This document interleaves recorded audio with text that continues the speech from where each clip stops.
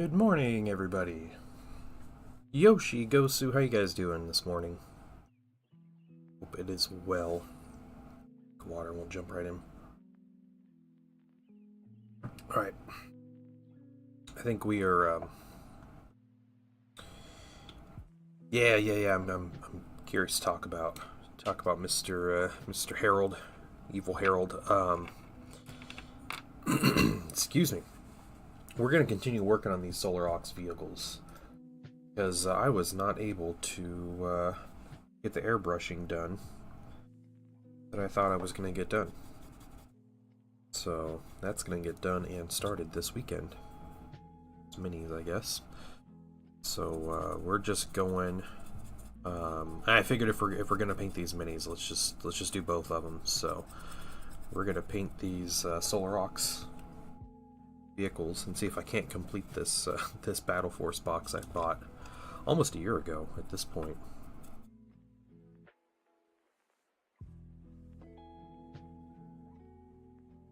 Remember, I got this box and I was waiting for new colors to come out from Pro Acryl. They announced some stuff that was going to come out. I was like, man, this would be perfect for Solar Auxilia. So I bought the set and kind of held on to it for a little bit. And then when they came out, I finally painted the infantry. I painted the tank, and then I started on these, and I wasn't happy with them, so I stopped. Okay, Heresy Thursday. There were two Heresy articles. I don't know if you saw the second one. It's just like a lore article about the Arvis lighter, but yeah, the Herald looks pretty good.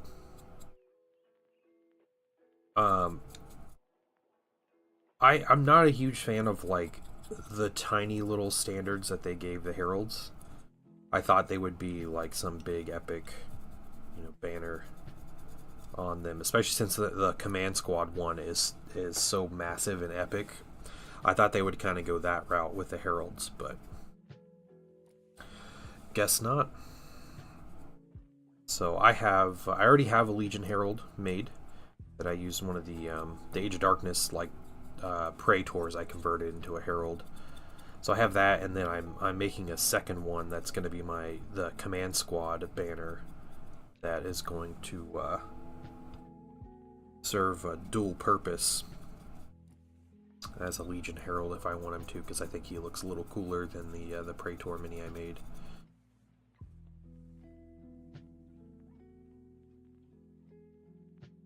So that's what I'm doing. I am thinking about taking this smaller banner from that Command Squad and swapping out the banner on my first Herald. I think I might do that, actually. Wasn't a fan of the first one, but I looked at it. It's cool. Standard does feel wimpy. Yes, so the Loyalist one, his banner looks like a loincloth. Like they all have like some of the dudes have like loincloths that like sit between their legs, like the armored, like over their armor and stuff. It looks kind of like that, and I can't unsee it ever since I saw that. Posted Pick and Whips, sweet. Oh, let's take a look.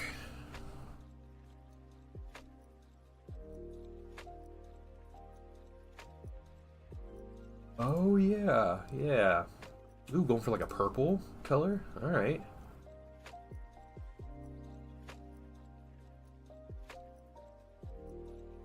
What a cool mini. How big is that mini gonna be in like full scale? I wonder. Like that's wild. That looks great though. Looks great so far.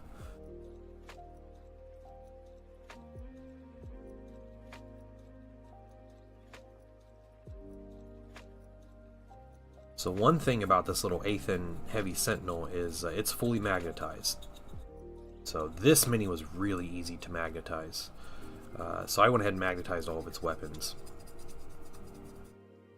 And I can show you, because it has a couple weapons. So here's a flamer goes on top, like that.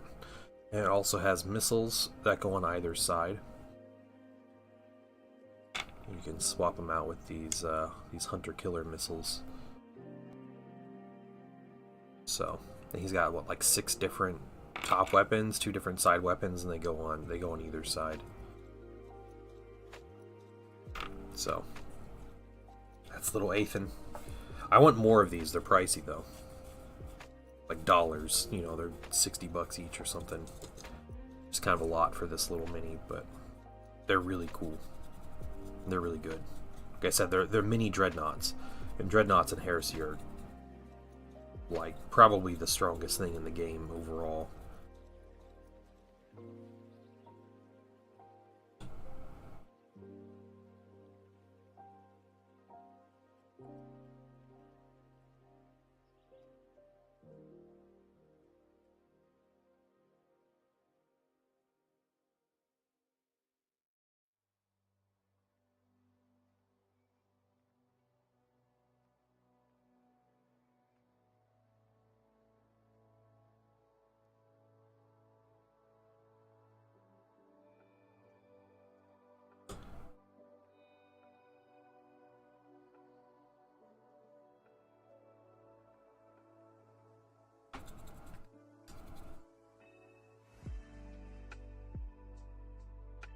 So Gosu, if they come out with Dark Mechanicum for like full Heresy, you gonna get some stuff.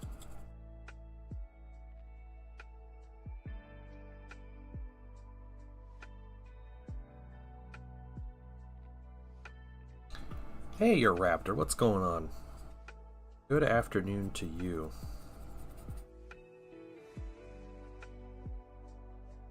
Yeah, a little more than 12 hours, about 14 hours, and GW's doing big announcement stuff. I am going to be sleeping most likely, so I don't think I'll be watching it, but it'll be good. I don't know. Maybe I'll stay up extra late, but I expect whoever is watching it to post things in Discord. Let us all know what we're missing. Amazing 30k AdMech STLs from Risenvoth. Okay. 30k AdMech. Wow. Alright. I might have to look that dude up. That's cool. I would definitely be interested in some Dark Mechanicum stuff. You have some printed? Oh, cool. Okay, you got the legs.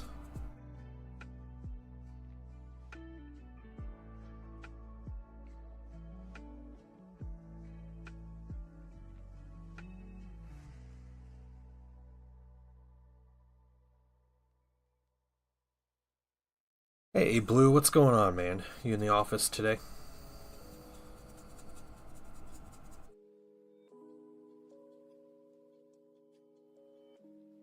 Post his cults in Discord. Cool, cool. There is a 3D print channel now, so that is not very much used, so that would be a good place. And the last, the base coating and break out the wash is awesome. I'm excited, dude. Excited to see your minis.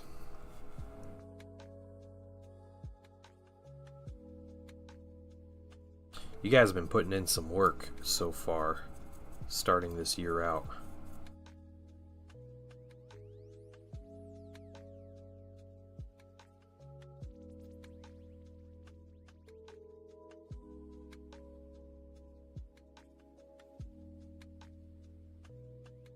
Office day.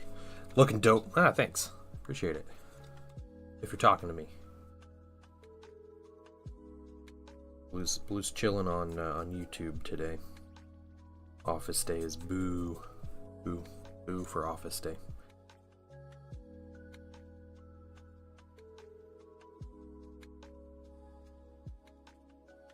These were way too grimy when I used my weathering medium on them. However, after this dry brush is going on, I'm really liking the look of them. So, posted a Acadian squad earlier. This is 15 more. Over the weekend, I want to start a rust. Nice. All right. Acadian squad. Hold on.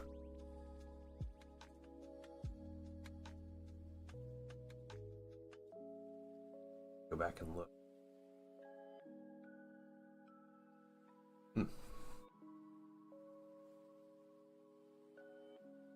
Cool though, man. That's exciting. In that garden. Or you're getting your Raptor, you're getting Krieg, right? You order Krieg stuff. Hey Raja, what's up?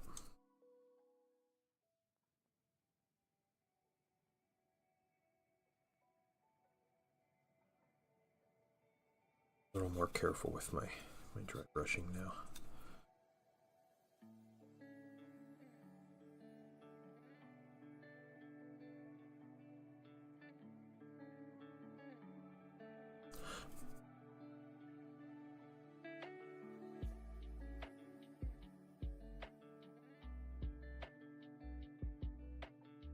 We're going to do a very detailed dry brush on the gold here in a little bit, so...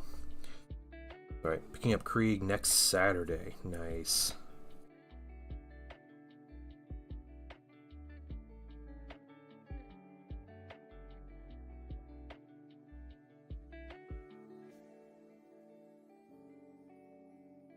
Okay, so that the Krieg box, first it was 300 points, but GW's already changed the points of it. So it's a lot more than 300 points now. I think they increased the points on the engineers and the artillery at least. So it might be pushing 350 points. I think there's only 5 engineers in that set though. Need some basing work and a few touch-ups on the Vespid. Oh, sweet. That's awesome. Glad to hear they increased the points. Yeah, so you can feel like you're getting your money's worth more, right? The artillery was, I think it was really good. Like, if we're just talking like gameplay-wise, I think it's amazing looking. That artillery is some of the best artillery they've ever made. Like sculpt-wise and just sheer like cool factor. But rules-wise, its original points value was like 75 points, I think. And it seemed like just a little too good, but maybe right where it's supposed to be for 75 points. But they jumped it up to like 100 points for the one gun, and I don't think it's like gameplay, you know, we're talking like actual rules and stuff. I don't think it's as good. They nerfed the 48-inch las gun? Aw. The las pistol that the sergeant used. That's disappointing. Yeah, they just jumped its points up by like 33%, which is pretty crazy. Even though, again, I think it was maybe a little too good at 75 points, but if it were like 80 or 85 points, I feel like it would have been reasonable. But 100 points is overkill. And they doubled the points of the engineers, which the engineers have a lot of potential. They're just really squishy, and I think that was their original idea. Yeah, they might have been good at like 60 points, maybe 55 or so, not 70. One thing they did with the Krieg that I really like, or the engineers that I really like, is they're like 70 points for 5, which is way too expensive. But if you want to add the second 5, it's only like 20 more points. I think they're 90 points for 10. Because their ability doesn't matter how many models are in the unit. So, you know, you get that kind of utility out of them, whether you have 5 or 10. So I like that they're finally acknowledging something like that, because I feel like they don't really do that with a lot of the other units in the game. I can't think of another unit they did that so egregiously with.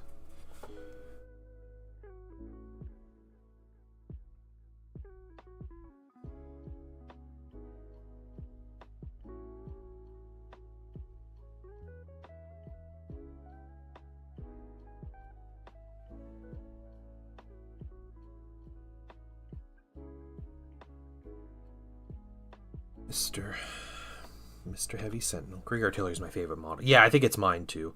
I think everything in that kit I think looks good. The Cav, for some reason, is like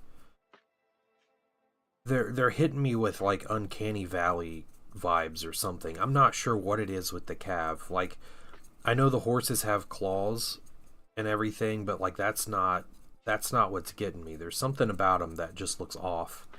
I liked the Resenkrieg Cav. Looked like they were picked straight out of like a like World War I photographs, you know, but with like 40K craziness. Yeah, the bright paint jobs on them might be what's doing it.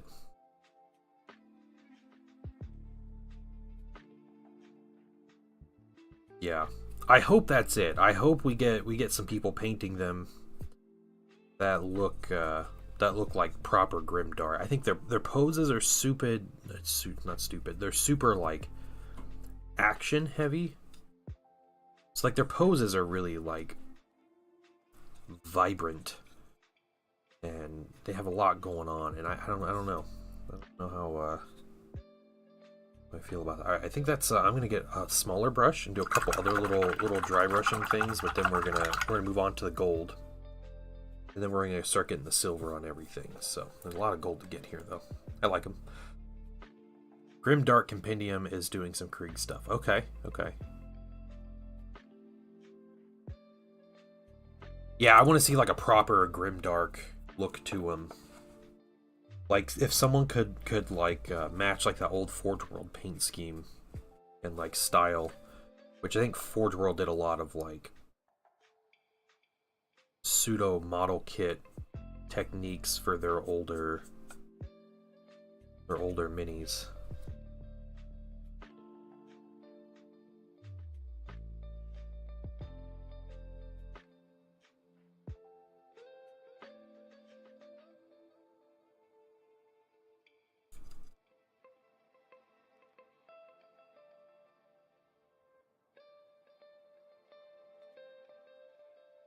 Okay, I think that's it for the dry brush and the gray on this guy. So, both the camera match up pretty well. Now it's time to get some of this gold. Just slap 50 different enamel washes on mini and call it done. If it works, man, if it works.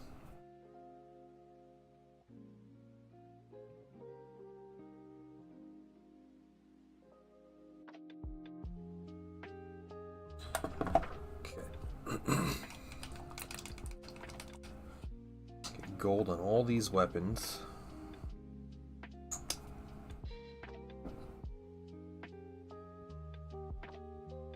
Start with the big guy here.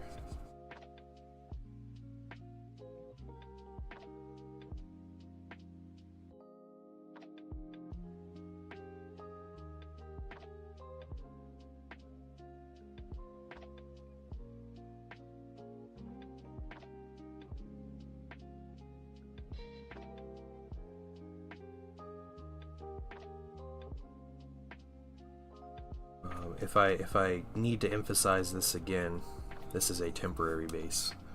This is not the actual base. I use this for priming the miniature, but I have the base. This is the actual base that's going to go on. It just needs painted. So, which we may get a little start on today. We'll see what kind of time things take.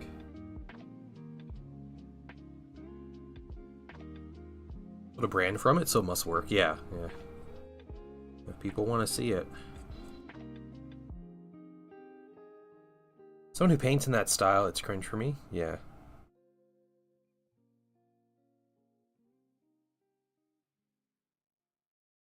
Who's AO?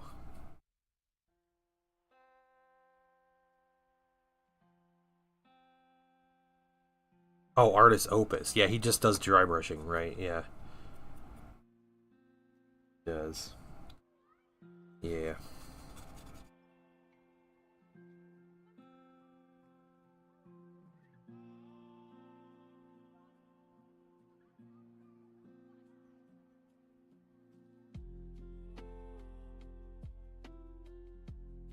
Get this hip.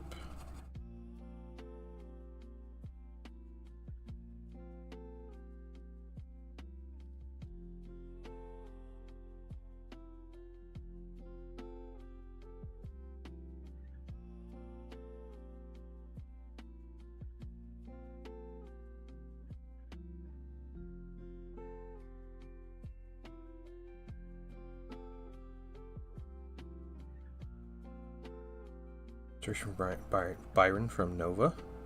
Great stuff with dry brush, yeah.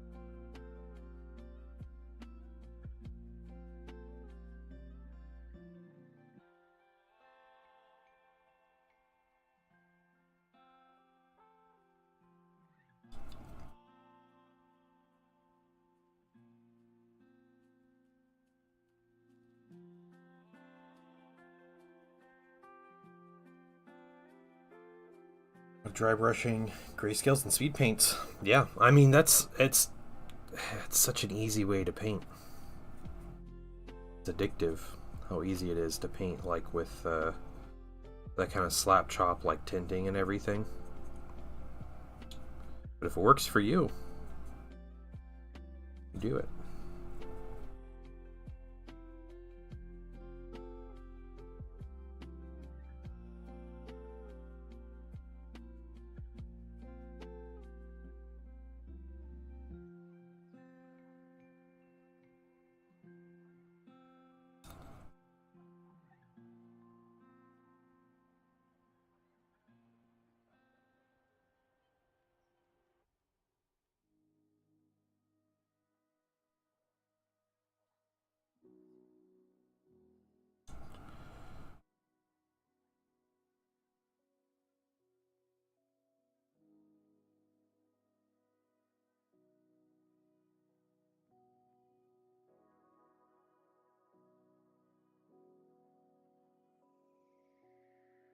A Kriegvig that makes them a bit more grimdarky today. Oh, cool.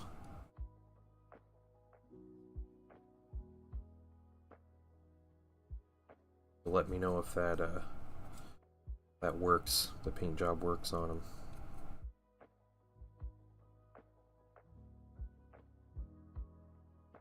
Yeah, I mean, I really hope it's just the paint job. There's not like something else. I think the pose kind of adds to it, but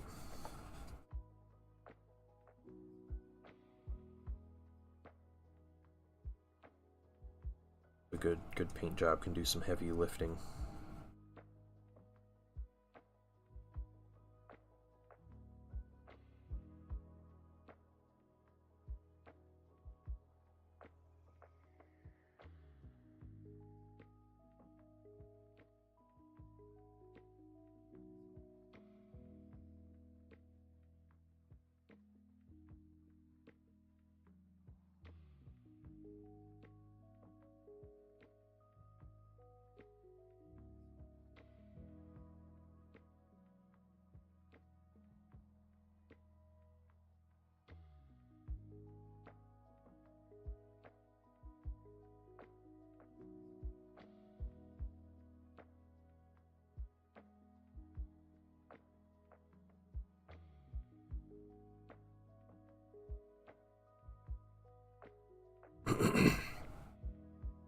First runs of other products.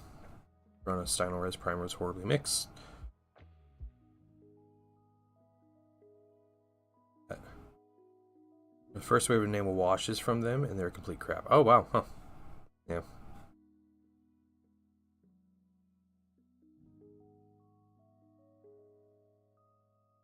And 1.0 and 2.0 have issues.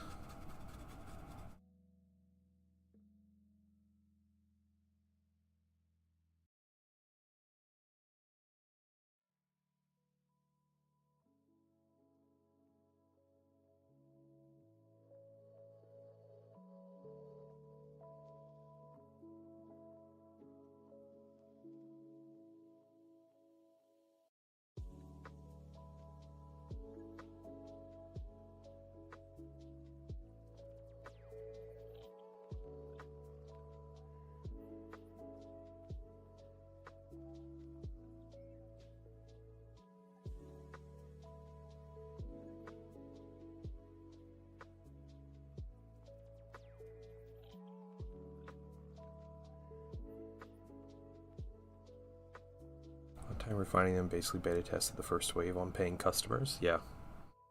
It sounds like a very corporate thing to do, right?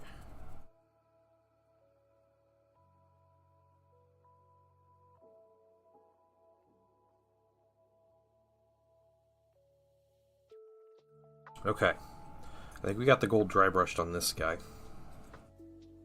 Everything kind of brightened up a little bit. Now we gotta go through all these weapons. These... missile launcher ones don't need any more back end here.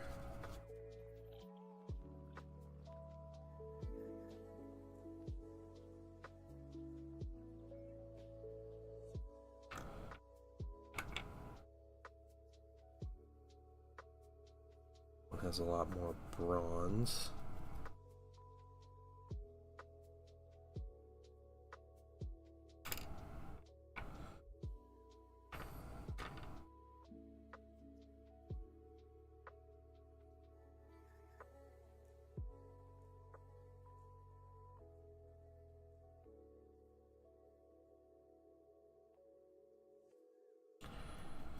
Or if I can do something like some stippling on the metals. Make it a little more controlled products. Same as their entire first line, yeah.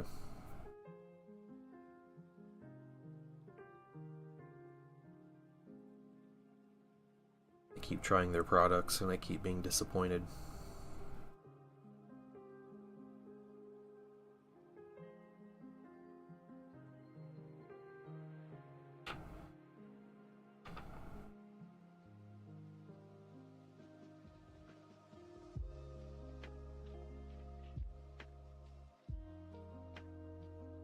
Somebody sent me a couple of their speed paint metallics.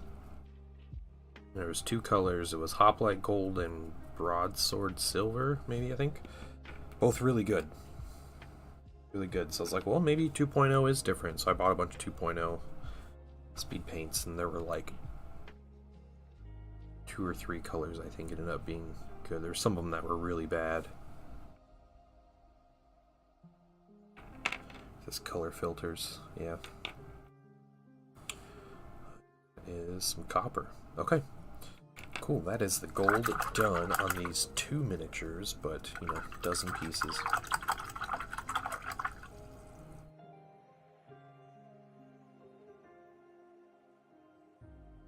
I want to like speed paints, you know, and I really want to try the new Vallejo Express colors.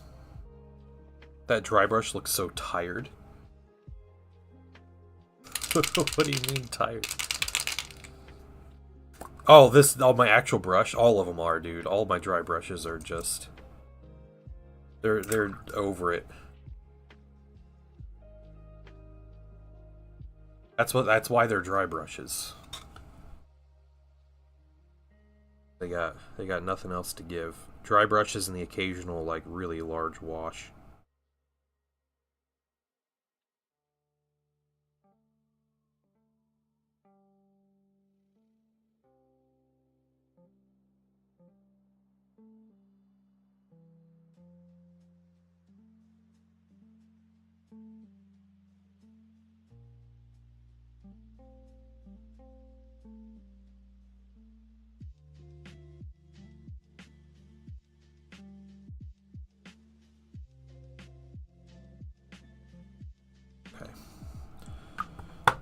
Front on that guy. Yeah, let me show you. We got, these are 2 of the same brushes. One used to be a little more detailed than the other, but they're both done. We got this brush, another dry brush. We got this one. They all always end up like, there's a newer one I have I was using as a dry brush, but it's starting to get there. What happens? Nice set of brushes. I got like 4 sets of brushes for like $6, so that's what they do. Look like Beaker's hair. Yeah, my little Beaker brushes. Okay. Well, we have some little colors we can mess with here. The bronze. Just because I have these 2 weapons with bronze on them. Let's get them a little bit of something. No point in throwing these brushes away if they still work as a dry brush.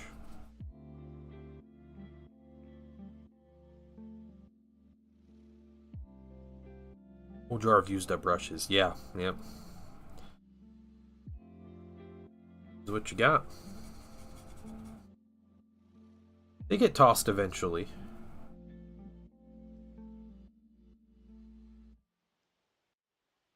But not before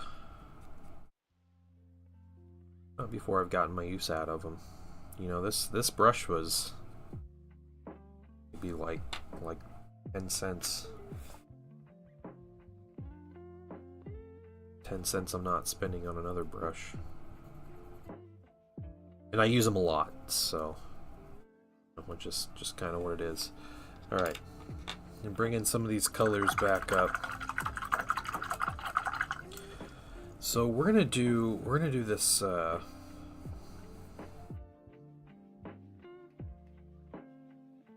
This silver.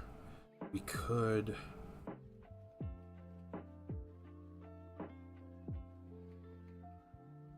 We could just use this ratty brush right here. Little stippling color, just do some stippling. See that Streamlab now natively supports multi-streaming. Really? Interesting, Yoshi. Interesting. Might be something I need to look into.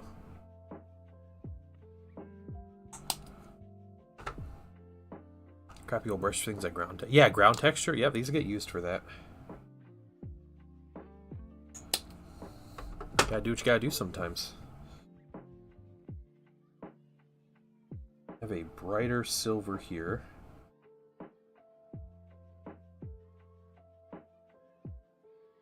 Okay, where's the mix for paint?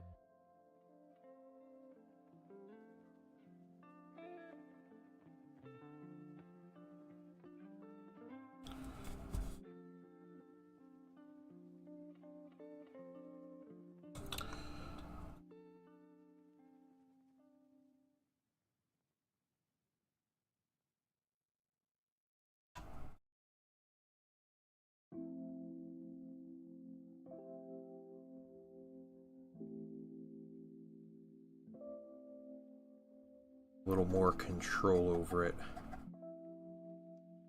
Just doing kind of this stippling here.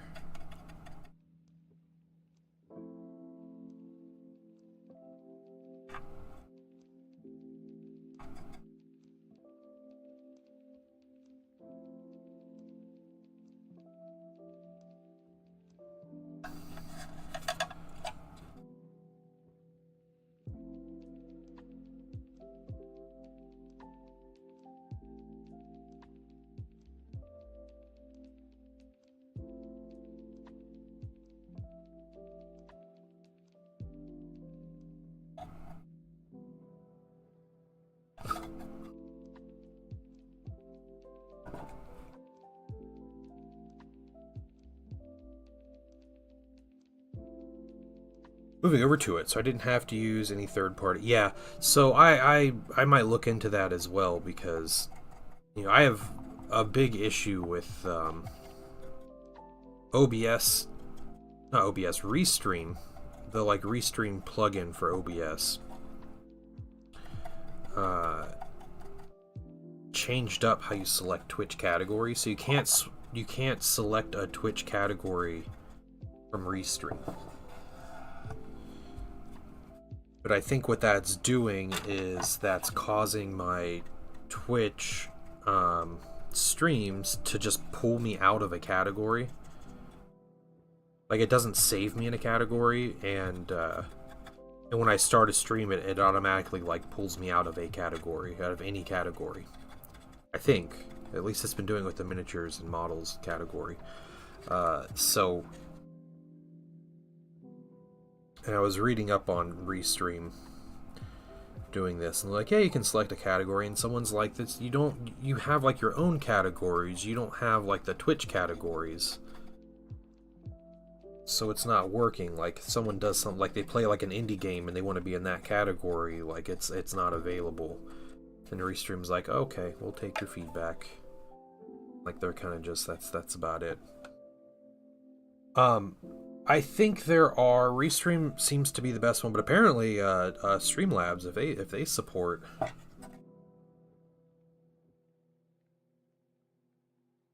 multi-streaming, then be something I look into.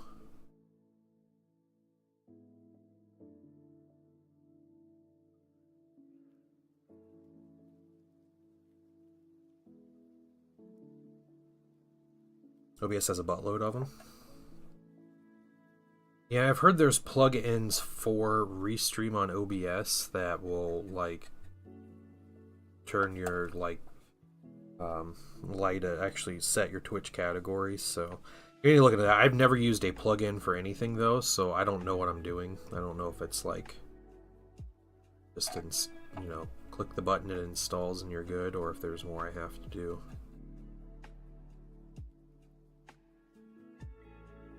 No, I don't really work on computers or systems anymore, so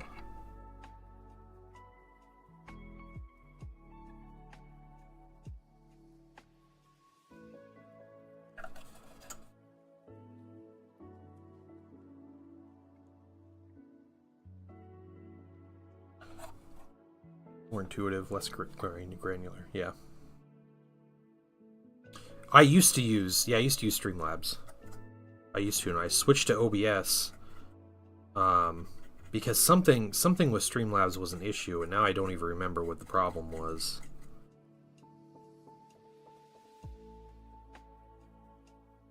I'm just gonna be switching back and forth non-stop time.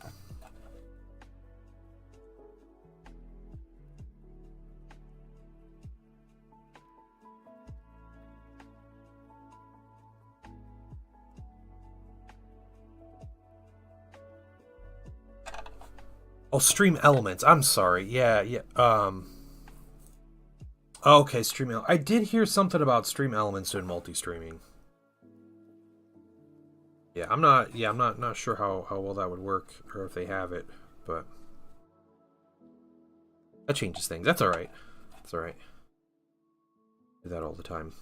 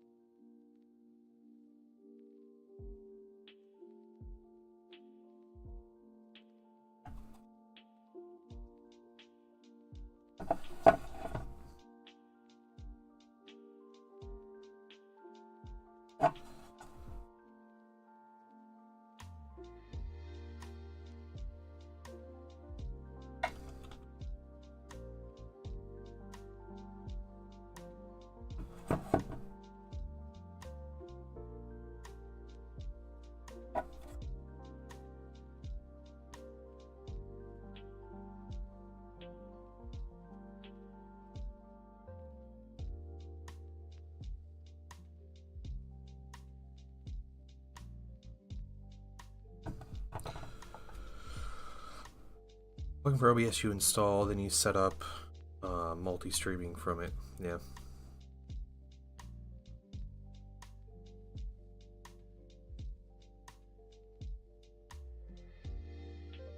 So not all there yet.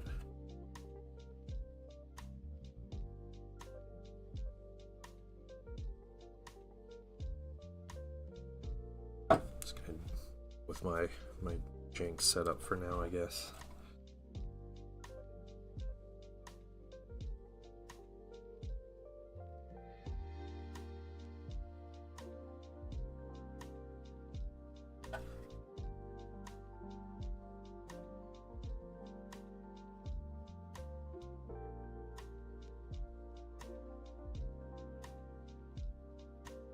Bruce is on YouTube. Yeah, sorry. Yeah, he's on YouTube today.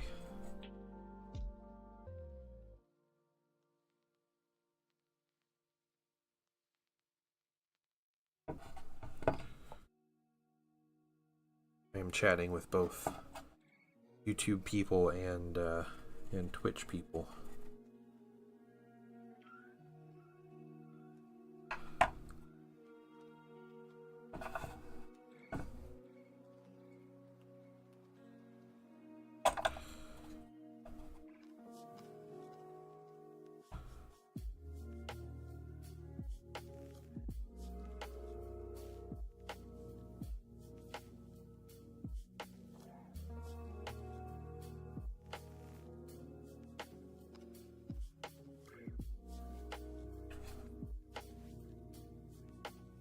Does it for the bigger like silver elements here. Get a smaller brush and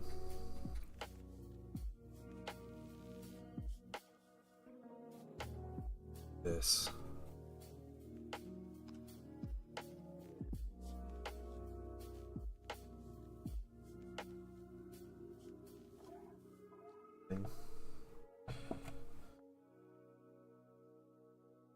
A little confusing. Too bad they won't let you do the thing where it posts chat in both. Yeah, yeah.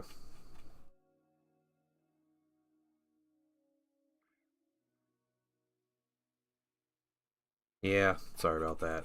It's, the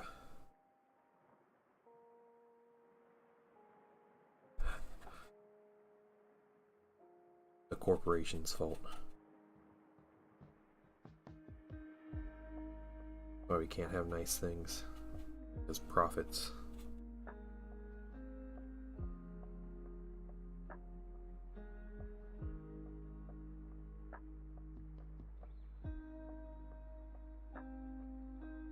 Okay. Let's actually rinse our brush here.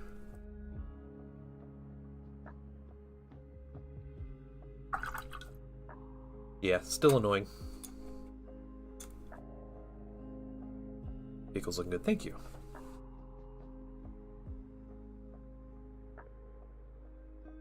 My little, you talk about this guy or my actual, like my Thousand Suns Dreadnought? Thousand Suns Dreadnought's on hold until I get a particular color from Zendral that he borrowed from me. So he said he's dropping it off today. I might just continue these guys on through the afternoon.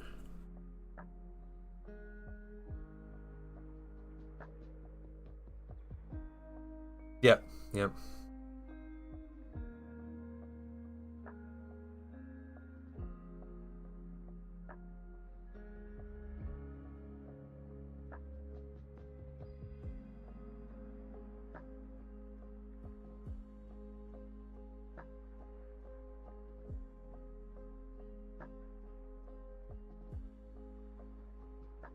Crazy. Go through these guns. I think we'll get a smaller brush and a couple details.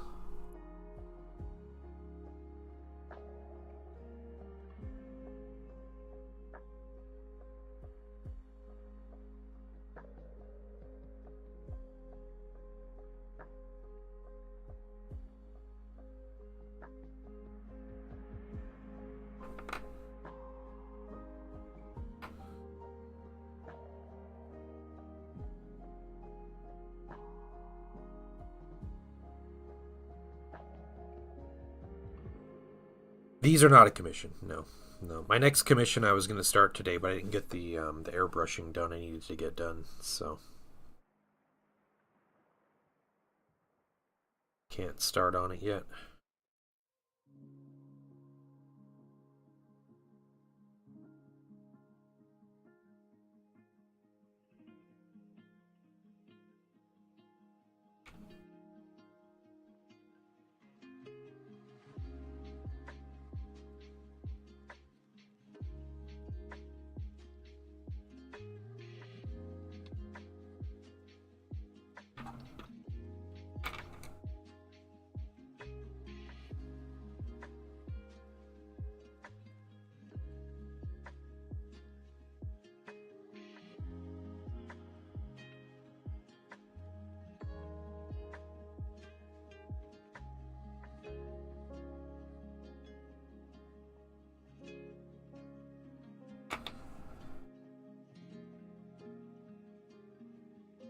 Figured I'd take the day and do something fun.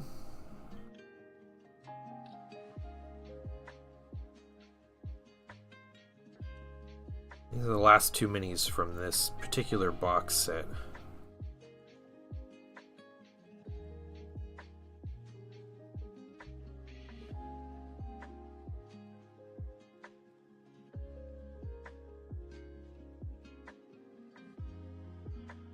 I had for a while.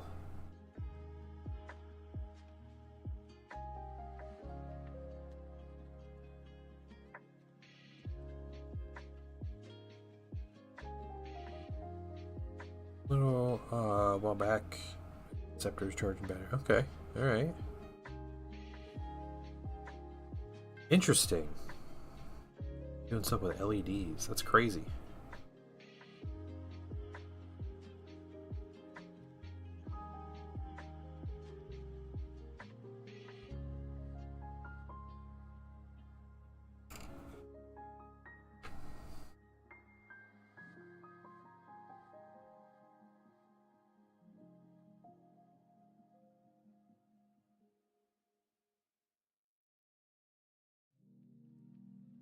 I have never put LEDs in my minis.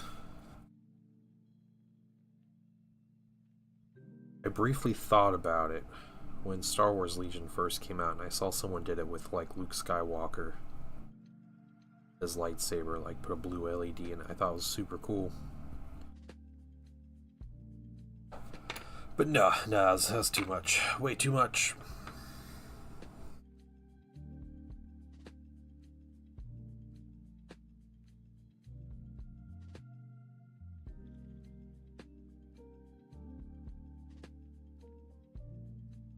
How are they powering it? I think it was battery they put in the base. Like they put underneath the base.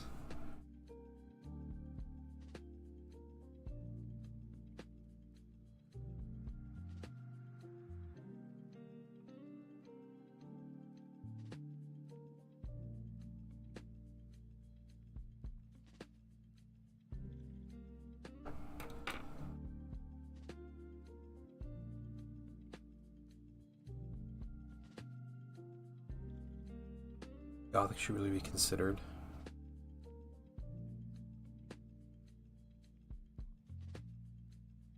Troy, you're talking about LEDs for a Battlefleet Gothic?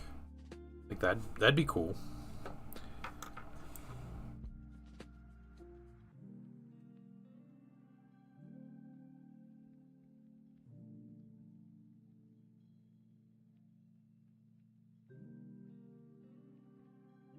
Wearing aspect is daunting. Yeah.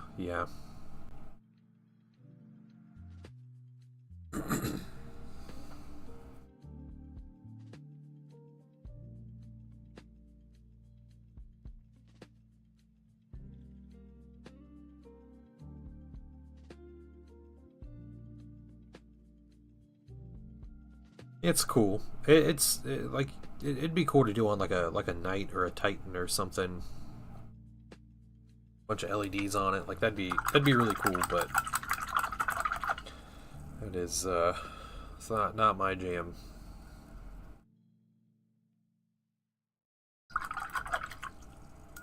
Oh man, I am tired today. I don't know why. It's rough getting up this morning. Okay.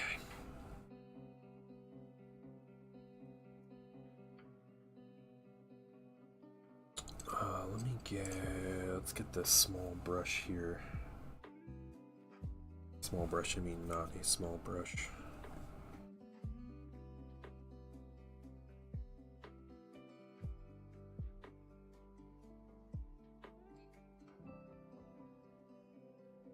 There was some bronze there.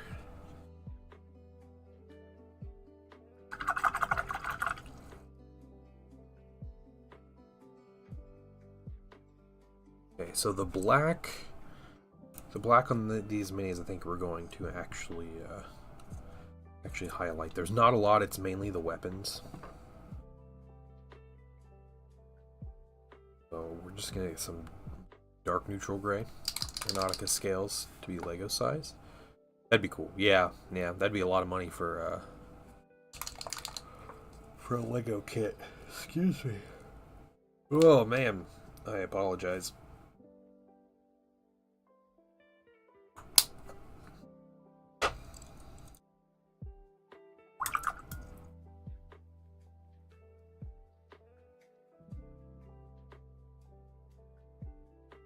Start with this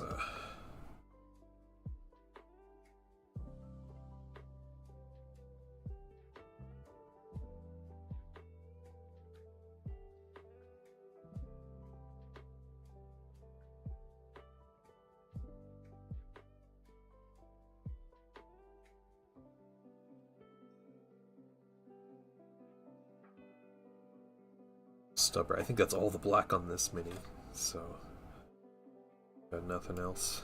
We'll just go through the weapons. I don't think there's anything on the walker itself. Bad for Store doing a burnout sale, and they have a bunch of cheap Lego kits. Interesting.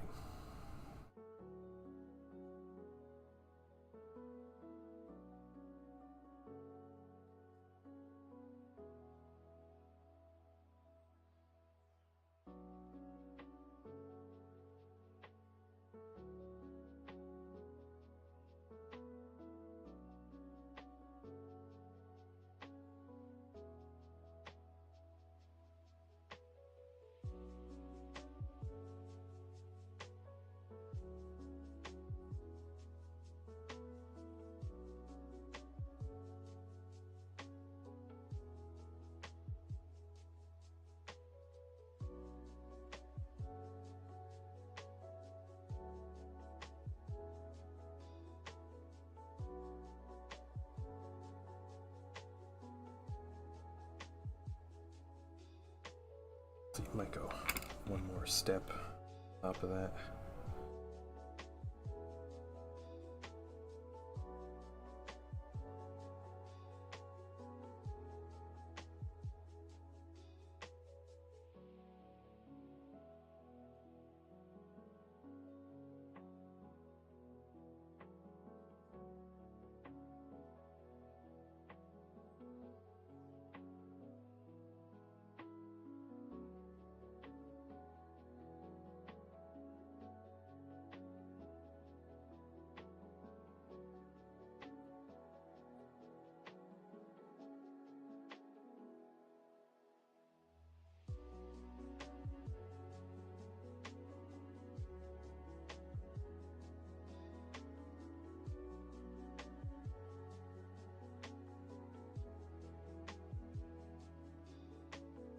First of all, let me take just a moment to thank you for allowing me back into your home. Hey, thank you so much. Is that a subscriber on YouTube? Welcome in. My chat's a little slow in updating. How are you doing?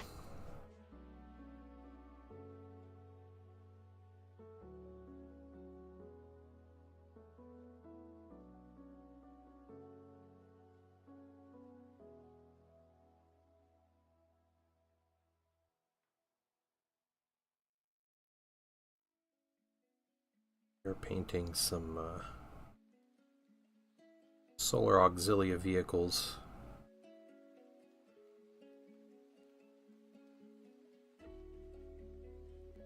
$30K.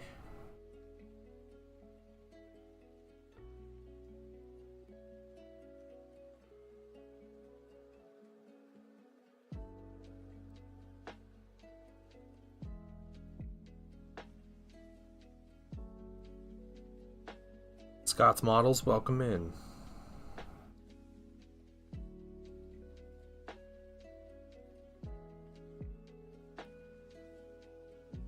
Streaming on Twitch and YouTube. So we do the old multi-stream thing.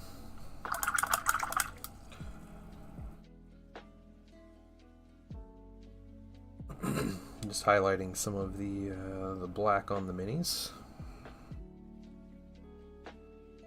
All the weapons magnetized.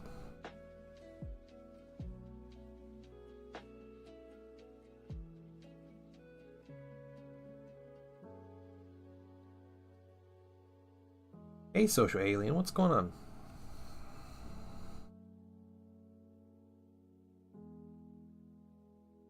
Good morning to you.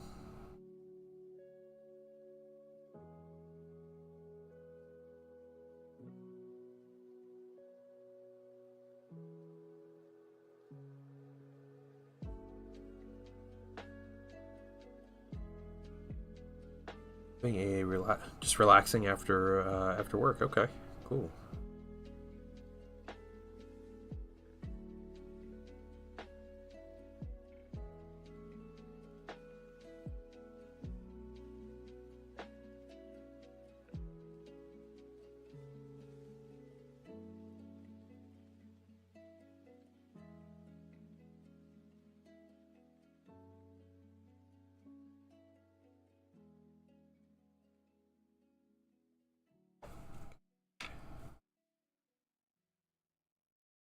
Getting these big guns here.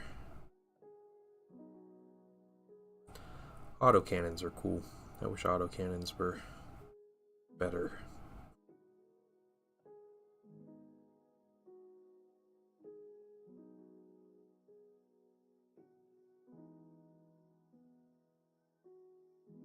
Are Coco Land brushes any good? I've never heard of Coco Land brushes. I'm probably not the right person to have an opinion on them.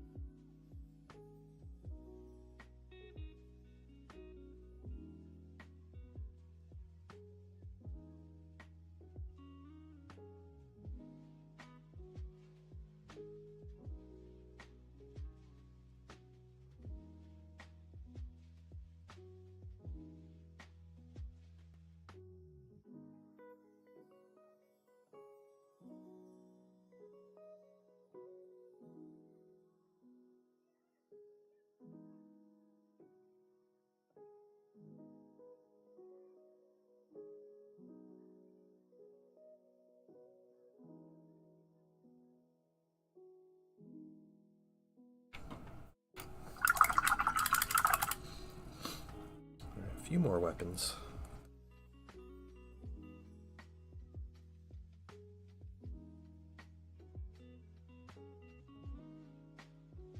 We're chilling today. I don't know why. I'm tired though.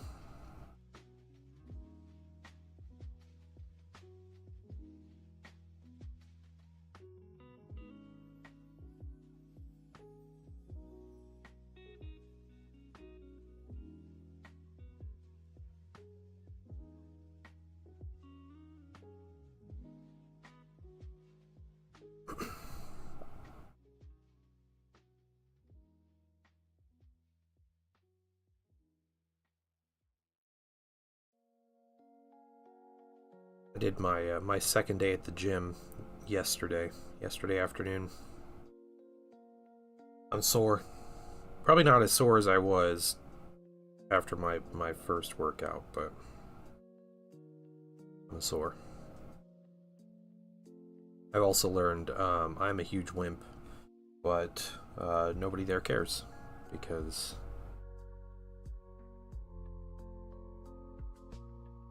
people are cool like that.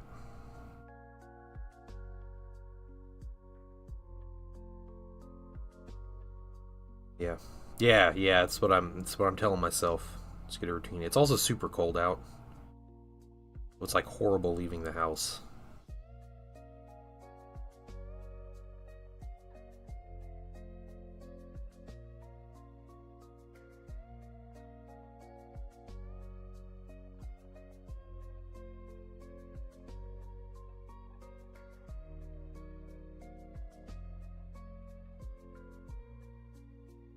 Yeah, I hope so.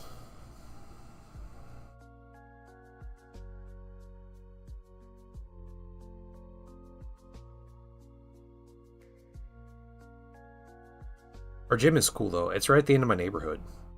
I can't imagine having to go like out of my way to go to a gym. I don't think I would ever start doing that. Sounds like too much to me. But it's a little it's actually owned by the city that I live in. It's like a little community gym. So it's really nice. Membership is cheap for residents, so that definitely helps.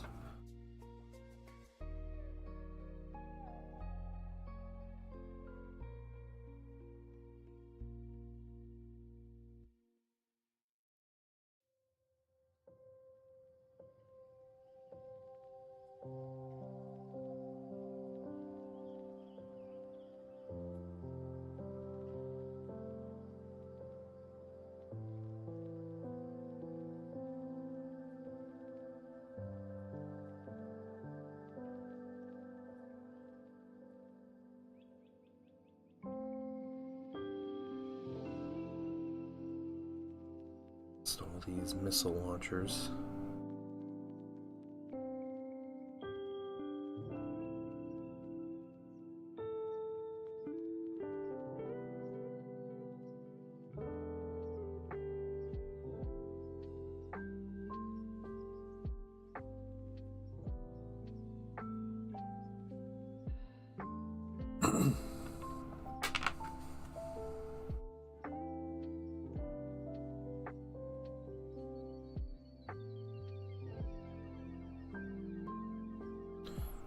Dracosan weapons. It's the two front weapons.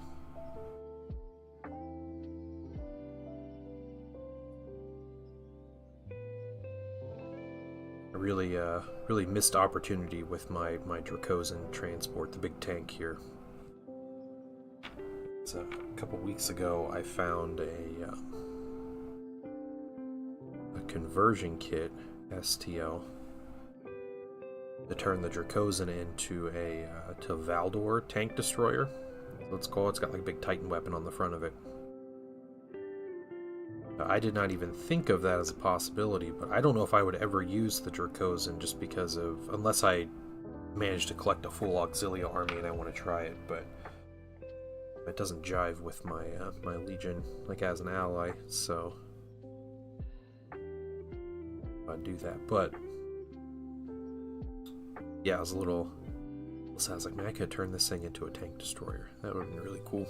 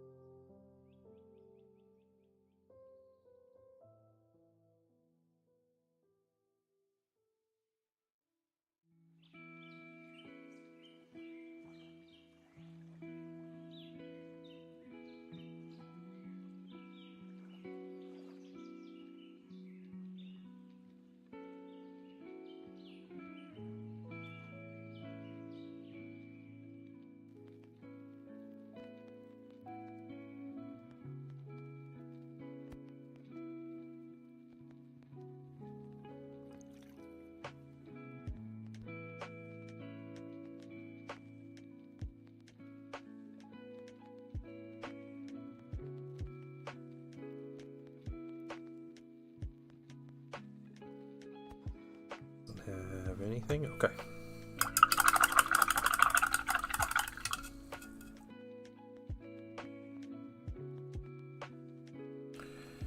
Black. There's a little bit of silver. I feel like I should really try to highlight. This was all silver.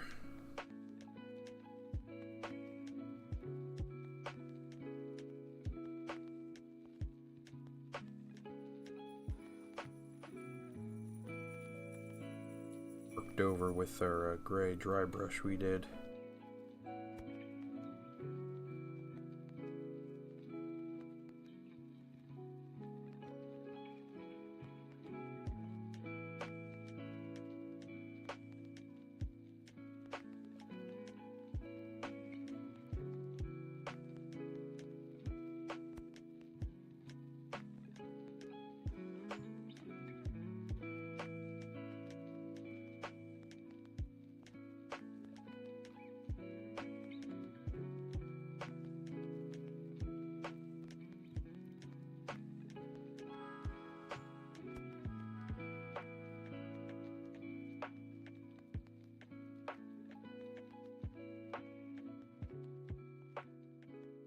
Hey, Sir Strumming Fish, welcome in.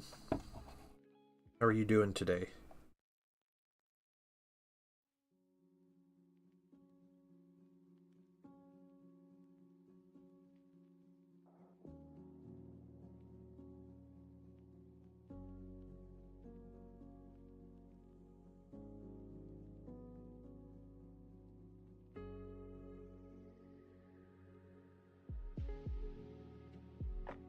Definitely scam. Yeah, okay. Alright. Oh, dang.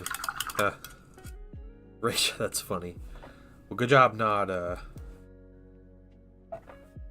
sending them any money.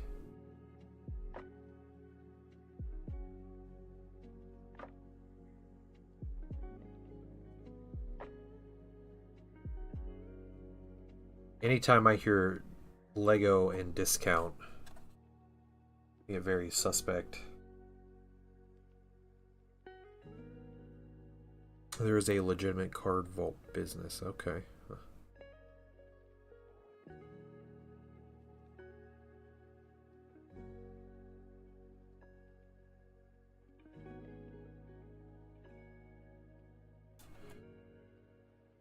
Never heard of Card Vault.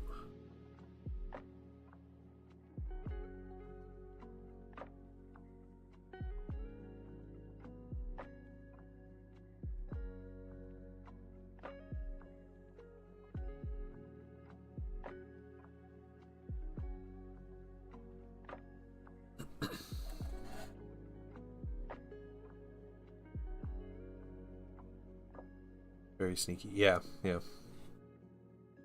Because you're just looking for Card Vault, right? So.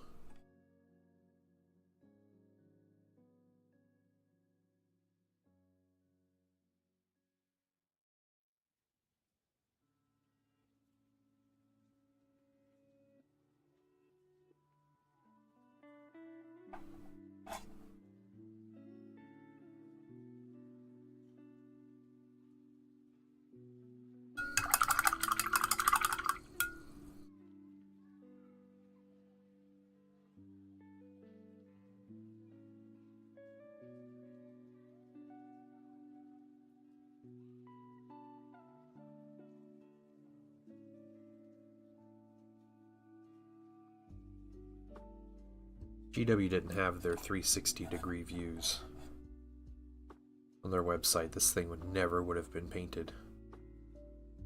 This model is ridiculous. Stuff going on. That's pretty good.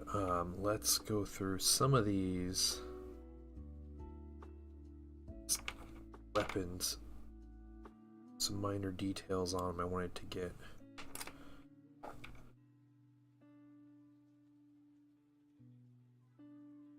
Discount Lego sold by Legitimate Businessman's Association. Yeah, yeah.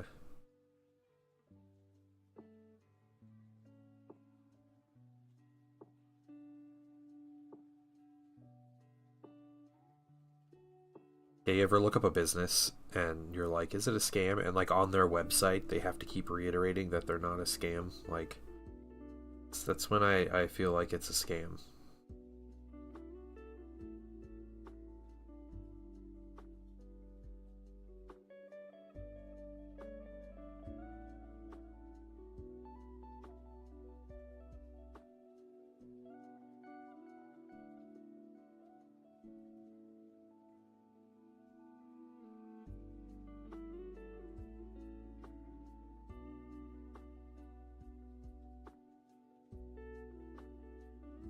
Need to find the STL for this. For the Dracosan, I can tell you who has it. This is a plastic mini, or the Aethan. Which one? Because I can tell you someone who has both of them.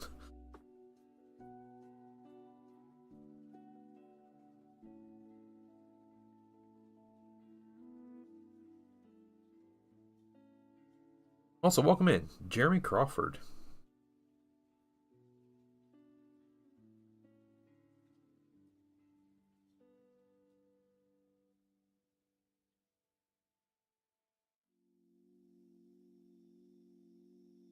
I just wish I would have known about the upgrade stuff for this STLs before I fully assembled the Dracosan.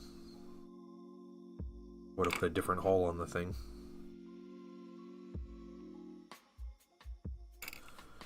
Okay.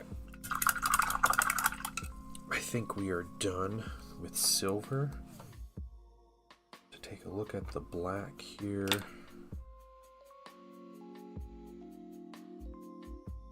Going on for the highlights.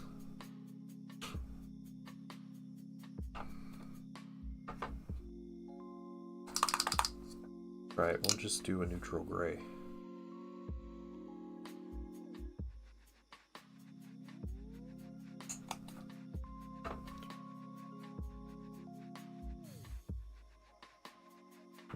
Alright.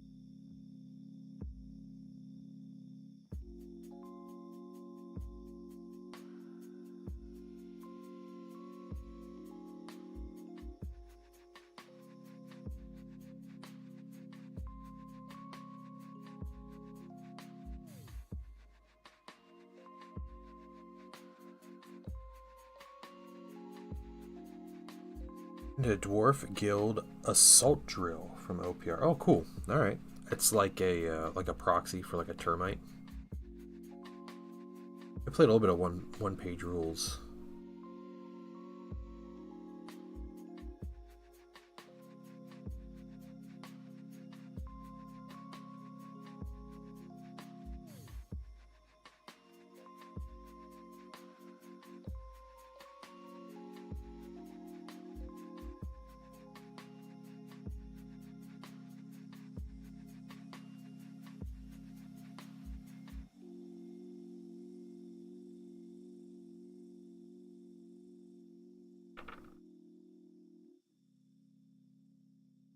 Doing the highlight over here. Actually, this side of the missile.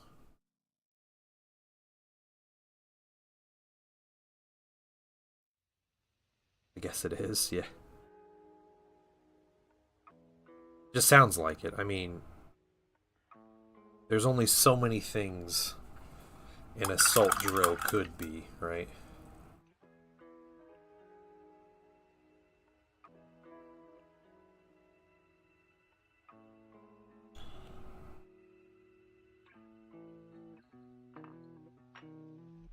Yeah, I don't have a, I have a smaller printer, so it takes a lot of effort for me to print big vehicles and stuff.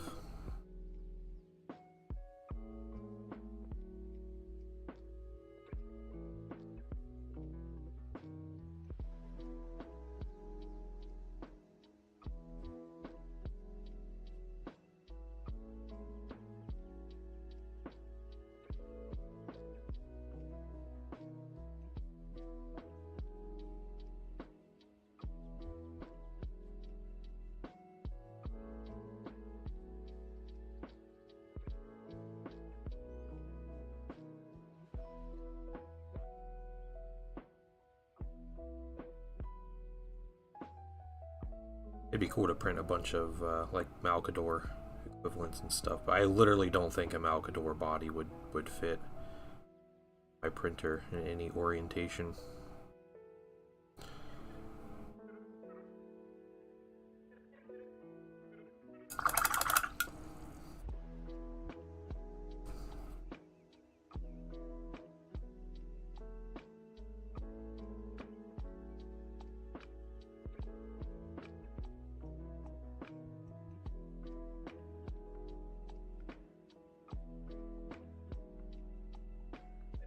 Saturn 4 auto leveling is and such. Best investment, yeah.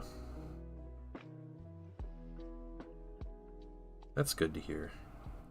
My little printer has been chugging on for a few years and it's done a great job. I have printed literally hundreds of things out of that printer. I've printed some vehicles and they've turned out okay. It just takes a lot. Yeah, no, you're right. It kind of is like that.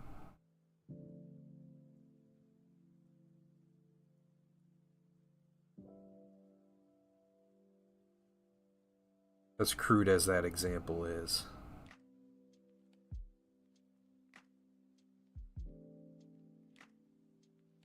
My latest printing project has been an Imperialis militia army for my Horus Heresy force.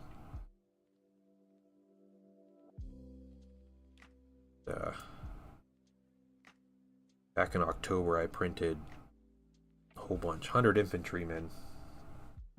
Well, it was over 100 infantrymen, I later found out, but some support elements. I painted that all in December. Prince Aver Super Saw. That's good. That's good, dude. If there is Blue, if there is something that you need sometime, you can let me know. I have been in a bit of a printing like kick. Yeah, I could put some stuff on a plate for you. I want you to feel like you're like pulling teeth to print things.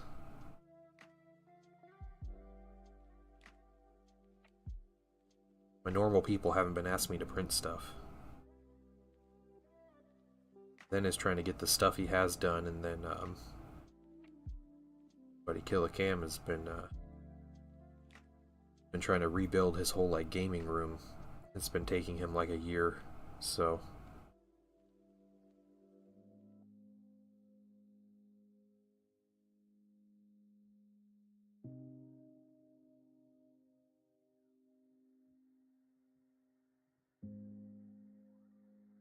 yeah, I saw the Kroot. I was really proud. I was like, I know that Kroot.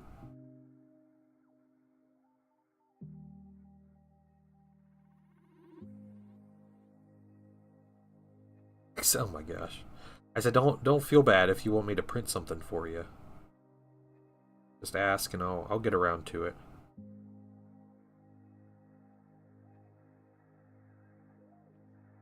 My normal print people are all kind of preoccupied with other things, so I've just been stuck printing things for myself.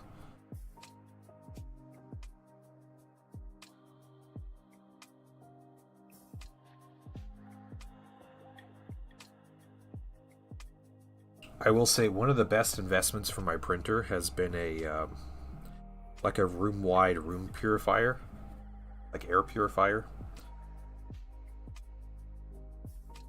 I just keep that thing going while things are printing, and like, man, it reduces the fumes so much.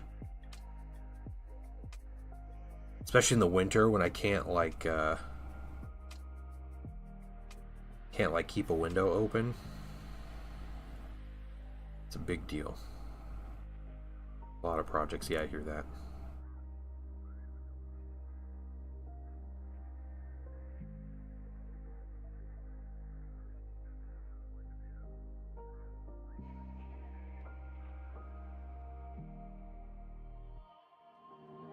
Buying resin printer using evac hose. Yeah, I can't do that though with what I have. I did watch the video, but like, yeah, my printer is on the ground floor and facing the street, so I'm not like drilling holes in my walls. My 3D printer.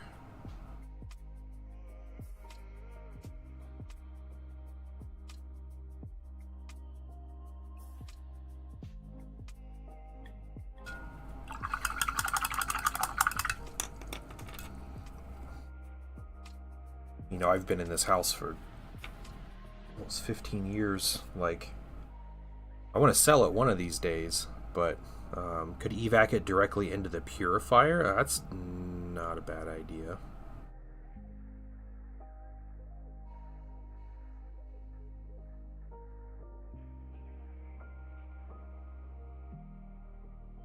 That's possible.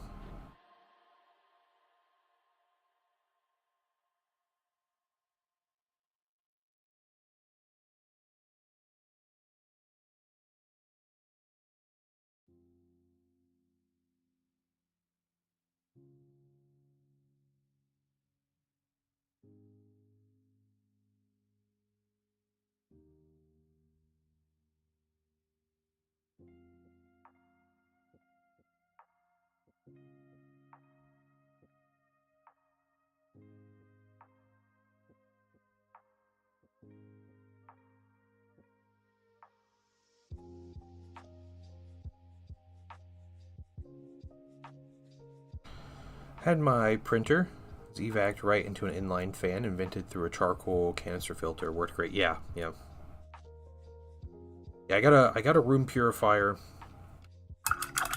Basically just sits up on a table in that room, my printer room, and it just runs. To the right of my stream setup. Oh yeah. Delicious, delicious resin fumes. I'm glad it wasn't bad though.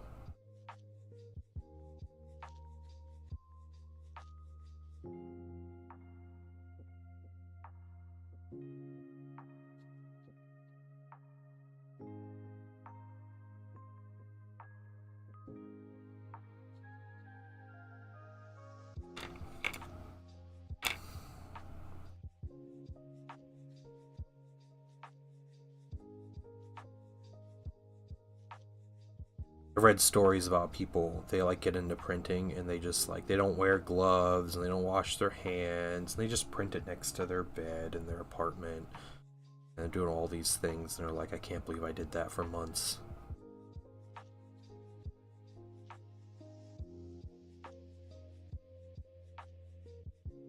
Yeah, that is terrifying, isn't it? Are you linked to a website for orders from some guys print and post 25 total? I'm not linked to any website that prints minis. No, not that I'm aware of.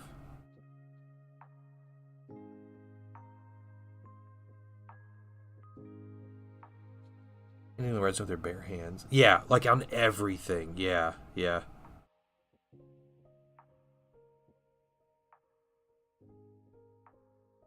It's so bad. And like resin gets everywhere too. It's not even like, yeah, it's like viscous, but it just seeps into everything. It's crazy.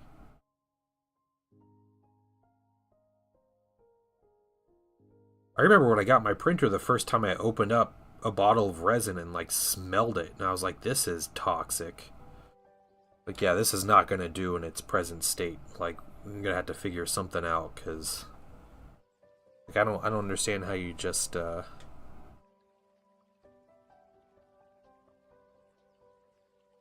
just smell that and you're just like, yeah, all right. So I'll keep it next to my bed.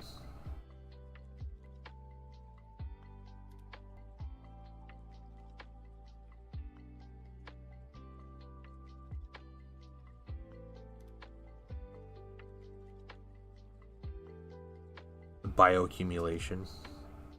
Is that like our bodies accumulating like compounds or what? What is that? Jaded Valkyrie, hello. You know, and that's something like I love working with plastic minis. I love it. It's the best medium for miniatures. Until they can make like miniatures out of like gummy bears or something, but plastic minis are the best. So, you know, if I could afford it, you know, have everything I wanted, like I would just buy minis and paint. You know, I paint literally hundreds of minis a year. Like, I can't imagine if I purchased all those. Like, that's so much money. But if I had the money, I would love to do that. You know, I would buy an army here for this 3-month project, buy an army here for this 3-month project, you know, and like just do all the things. But oh man, Trolley gummy bears are bad. You gotta get like the Haribo or the Albanese gummy bears. Those ones are really good. But yeah, it's, you know, I can't. So, you know, I print stuff. I print stuff I want and find cool stuff. And people make a lot of cool stuff, a lot of cool STLs. Yeah, everybody wants to fight against the guard and the orcs. Yeah. Makes the Tyranid player really appropriate. 6 round in your system, once it's in there, when I understand. One of the reasons it's, yep. Yeah. For 3D printing about 4 months ago, learning as I go, almost quit 2 weeks in when I punctured a hole in the Feb. Yeah. Yep. That happens. So much trial and error. So much.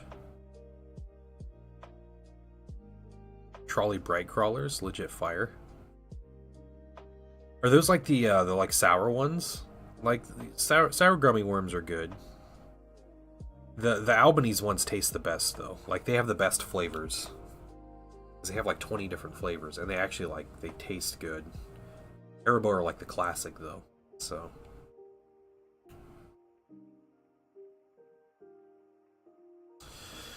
Yeah, I had a lot of moments in my like 3D printing journey where I was like, this is too much. Like, I'm done. Yeah, the sour worms. Yeah, I like a good sour gummy.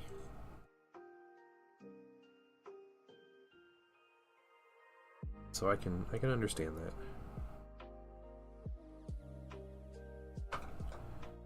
If I'm getting a sour gummy, though, like, Sour Patch Kids are the way to go.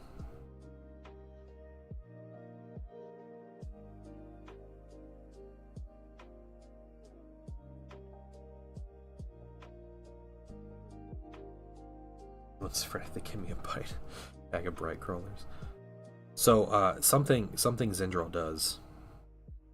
He always brings something when he comes over to my house. If like other family members are here, so if the painting son or the painting wife's at home, but he'll bring gummies for painting son. Painting son's always really happy when Zendrel comes over, but he gets the good ones though.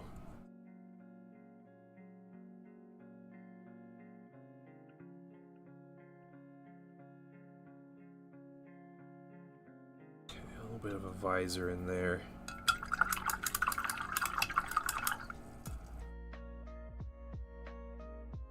What's that one? This mini? Is that what you're asking, Jaded Valkyrie? This ugly, like, walking, I don't know, refrigerator? This thing. Calls coming from inside the house, but they have trolleys, so it's good. Yeah. A Swedish fish flavored energy drink. Wow.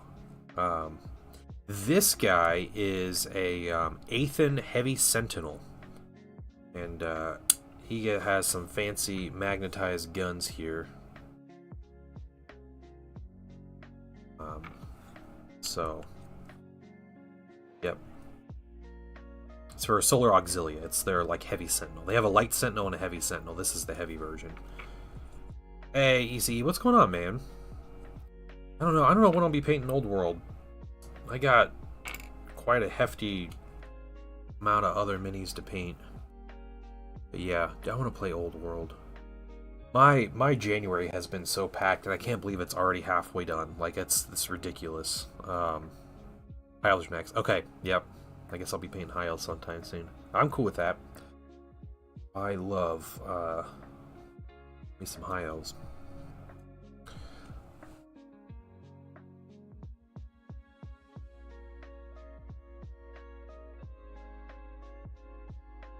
Looks tough. It is. Yeah, they're super tough. Yeah. Needs more cowbell. Candies, or the new definition of gummies has taken on happiness. Yeah.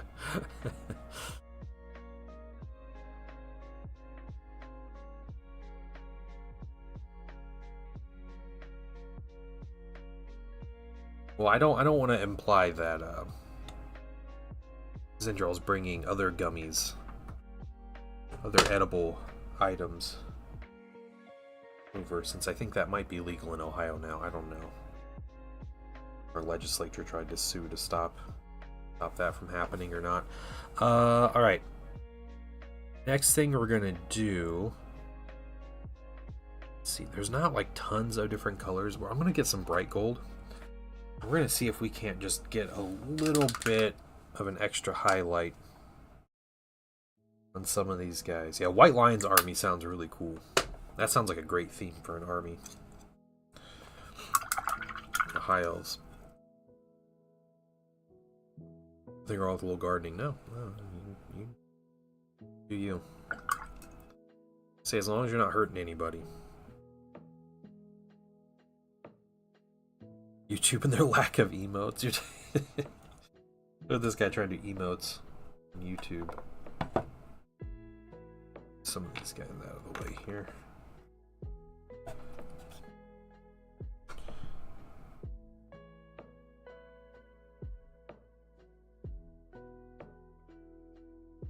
see if this makes any sense, putting this. Honestly, don't know if it does.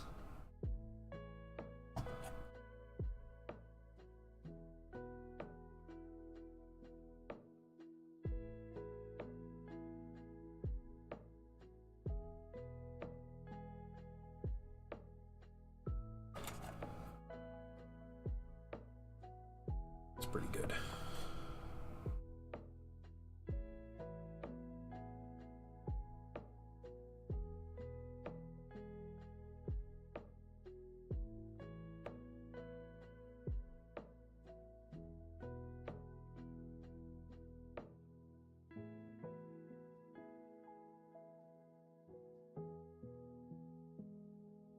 Is Fantasy back? Yeah, Fantasy's back. It's called the Old World. Yeah. Yeah, it is back, and it's a really good rule set. So.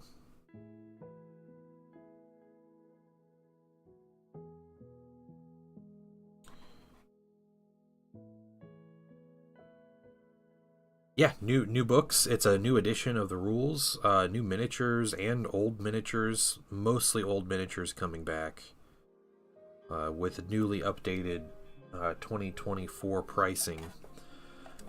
But it's cool. You can pretty easily collect a lot of armies at this point.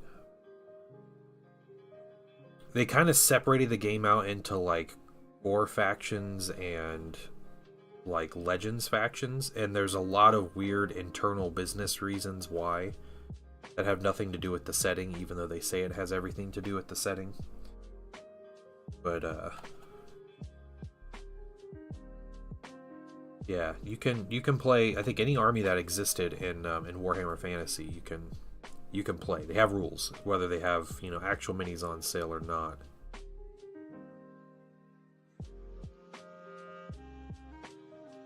$19.95 minis for 2025 prices. Yeah. Fortunate, but you know, old people and their money.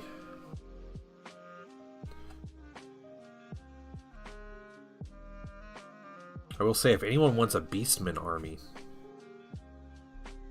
I acquired some Beastman minis not too long ago from a salty Sigmar player I'd be willing to part with. I don't know if I'm ever going to paint this Beastman army. What kind of Beastman? Tons of Beastman. Tons. A couple start collectings from Age of Sigmar. They're all on round bases, but I mean, square bases are easy to come by. I'd be happy to order some square bases. A lot of big monsters. Yeah, tons of units. I have to like look up what exactly I got. How many points? Honestly, I have no idea. I'd say well over 2,000 points. I think there's at least 3 like Gorgon slash what are the other the big monsters? At least 3 of those. There's some Minotaurs, at least 20 Gors, at least 20 Ungors. I wonder if there's chairs, a couple characters. Let's see, there might be as Minotaurs I'm interested. I don't think there were a ton of Minotaurs. Let me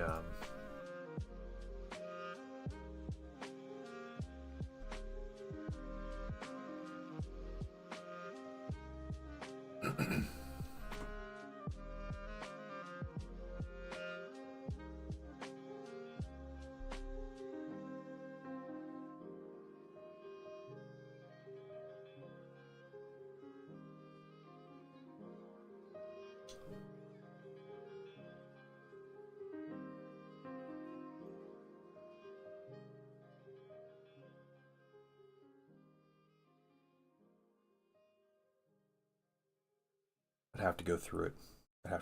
I'll message you later. Sure, yeah. But no, it's a solid list of minis.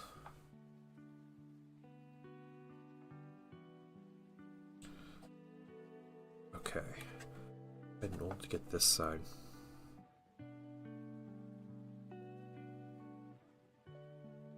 This little highlighted bright gold.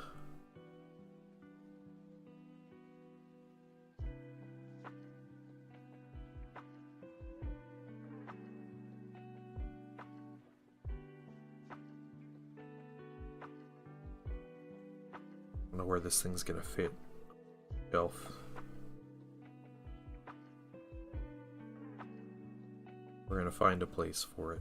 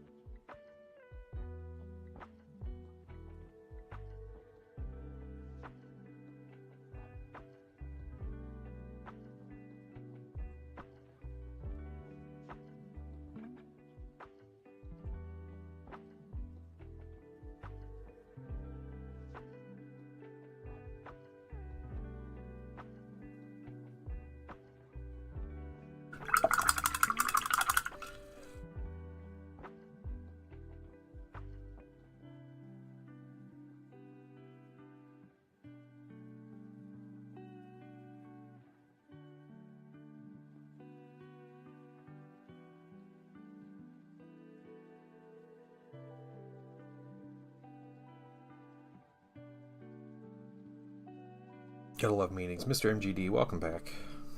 Your meeting wasn't too terrible.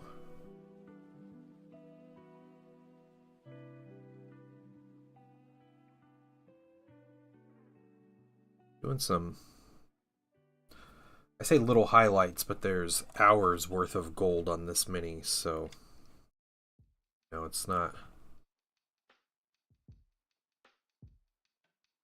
None of this work with this gold is going to be quick, but you know, doing some final little bits of highlights, and then we're going to start weathering.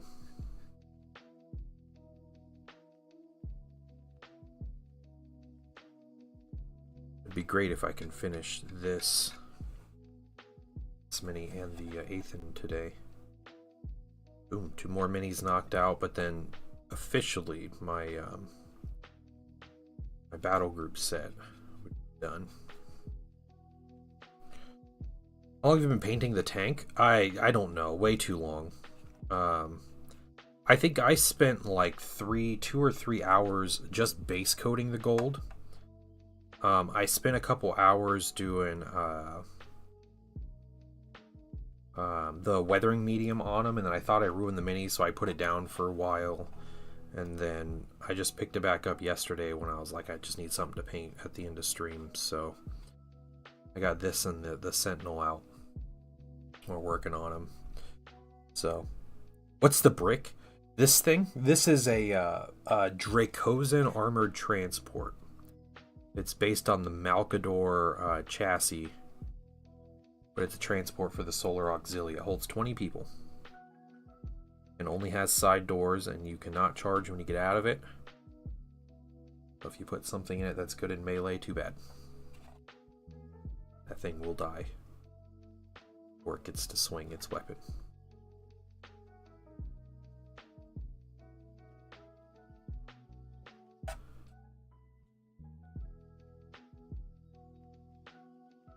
This is an absolutely gorgeous mini, but man, I do not want to paint another Malkador. I think what I'm going to do for my future Solar Auxilia tanks, I'm not going to do the gold trim. I'm going to do just gray all along the body. So this gray color is going to continue, and I might pick out a few spots to do gold, but I think that'll be it. I'm not sure mini is the right thing. I mean, it's not that big. It is a big tank. Like, it's bigger than a Leman Russ, but it's not like... I don't think this thing's bigger than, like, a Rogaldorn or anything.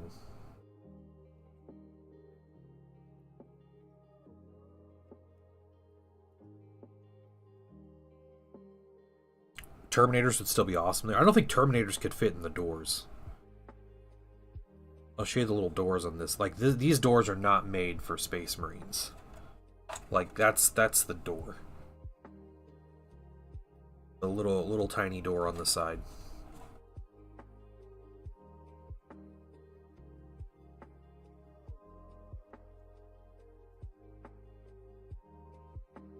Yeah, it's about as long as a Spartan, Land Raider Spartan, like assault tank.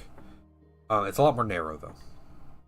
Doesn't have the girth. Smaller than a Dorn. I don't know. I have never seen a Rogel, or have I? Yeah, I've seen Rogel Dorns in person. I played against them.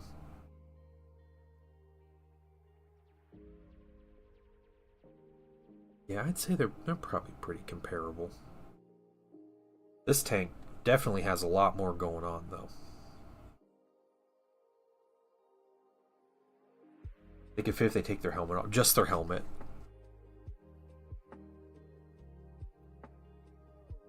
Pretty funny if that was the case.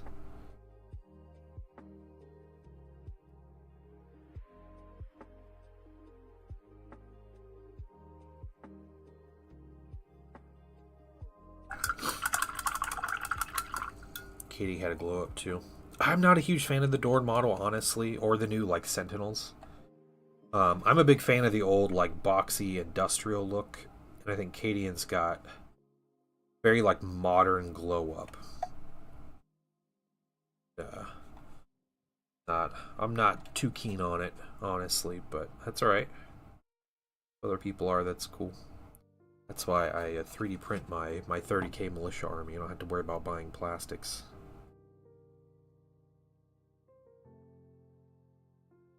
Hey, Frankie Fingers, what's up?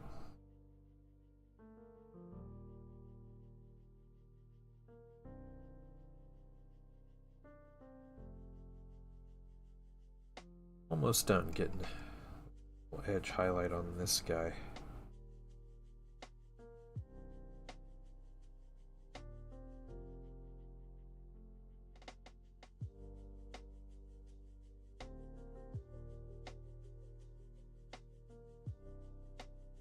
Like the modern, basically a Pershing. Yeah, it's like a sleek looking Pershing.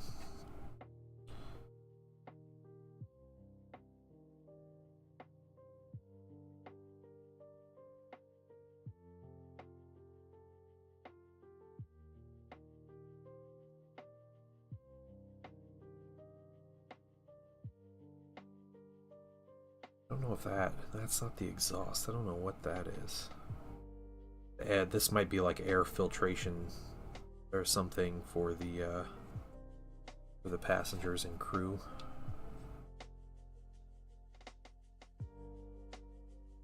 Yeah, this thing just took forever. It took forever to assemble. It took forever to paint.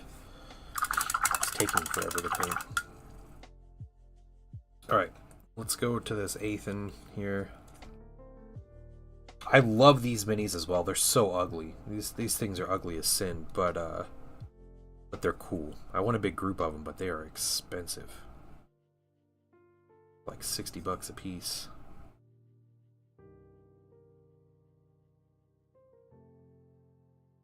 I really love the light sentinels that the Auxilia get. Those are also expensive because those cost in game. So it's like $50 for two to buy the minis for the light sentinels. But they cost 18 points in the game. So you're paying over $2 per point of miniature. If you're not adding weapons to them, of course. But that is a wild cost. One of the most expensive minis per points. I think the Arvis Lighter might have them. Well, depending on who you field the Arvis Lighter with, might have them beat. The Arvis Lighter with the militia is 40 points. That mini's $80. I think it's like 75 points for the Auxilia. So. Not as bad a ratio. Do you like the infantry have better proportions too? Yeah, the heavy weapons teams look nice. Yeah. The new Krieg stuff looks great. Their new heavy weapons, the new Commissar is gorgeous. The artillery is amazing looking. Yeah, just a lot. I wish they pulled that Kill Team Sprue out of the infantry set and just sold the infantry as an infantry squad. Lowered the cost, maybe a box of 20 or something. Legend Dread for $80 since then no less than 150 for Space Marine. Okay, alright, yeah. Dreadnoughts get expensive.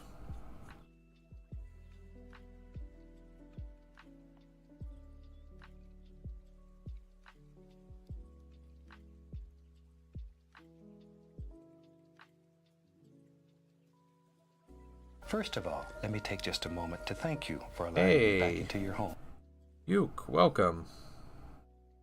If you aren't a bot, welcome in. If you are a bot, I guess welcome. Also, just please don't mess anything up.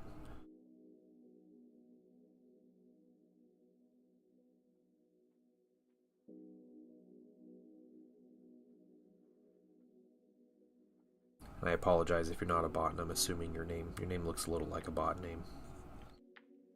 It does look nice. Come to the conclusion by the time I can afford to put a guard army together, it'll be 14th edition though. Yeah. Yep.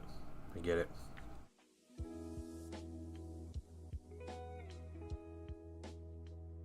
That is why I am 3D printing my 30k militia army.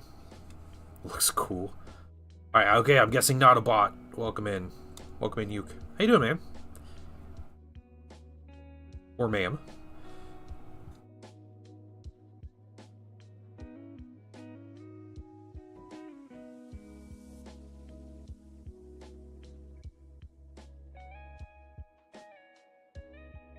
Alright. Little gold highlights. Is this a little 8th and Heavy Sentinel? It's the Horus Heresy Heavy Sentinel. Really think about my username. That's alright. It's just very very random-ish looking characters, so...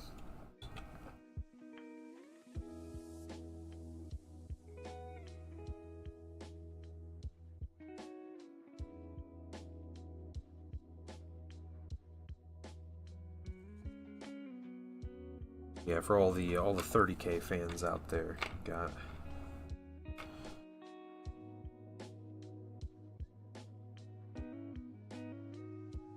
We're painting this and a Dracosan armored transport today. Trying to finish them. John Lockridge, what's going on?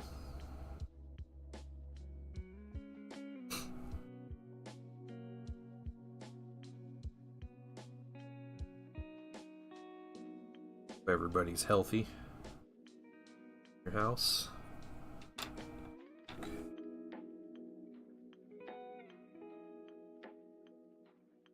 Highlight this way. We'll do all that. Because there are no left and right missiles, so...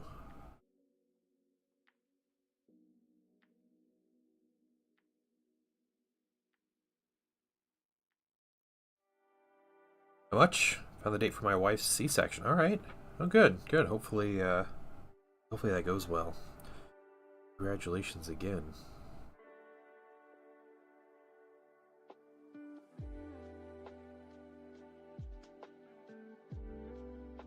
You make mecha minifigs like the ones you're making right now, or do you have other projects? Just curious. So I don't. These miniatures. I'm not sure if you're familiar with the hobby, Yuke, but these minis are made by Games Workshop, and I assemble and paint them. So, big hobby, assembling and painting minis. I don't. I work with minis from a lot of different companies. I don't like design or make anything though, so I just assemble and paint them. That's what I do. But they're for games, so you know, you play games with them. And these are for my own collection, for my own army that I have. Yeah, that dude is he's a little walking refrigerator. I'm painting right now. I'm painting all of his magnetized weapons so we can take different options for him. Yeah. The main game people play, I know this channel that we're in, if I still am in a channel, I assume I'm in a channel still, but the main game people play, like the big one, it's called Warhammer 40k. So, sci-fi game, 40,000 years in the future, blah blah blah. This miniature is for like a subset of that game, called the Horus Heresy. It takes place 10,000 years before, and kinds of other things going on. So,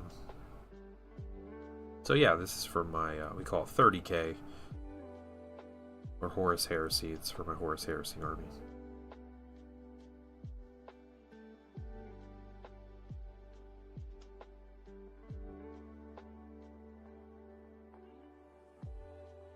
But yeah, welcome in. Yeah, if you got questions, please ask. Love to answer questions. I love talking about my hobby, which is also my job. So always fun to me.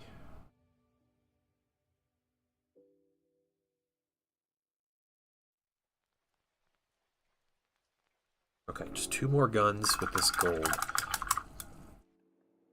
And we're gonna do some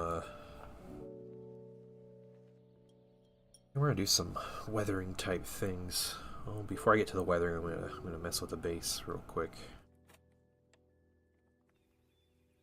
Making proxies for Recruit that are turtle based instead of chicken based. That's incredible. Yeah. No matter what year it is. Yeah.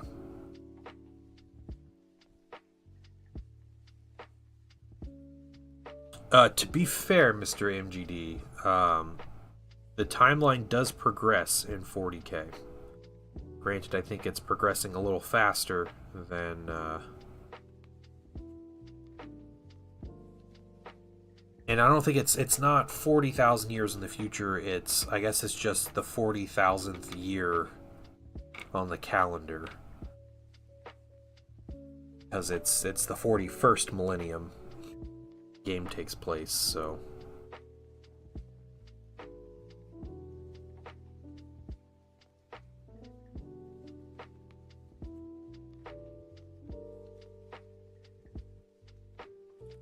Any advice for painting text?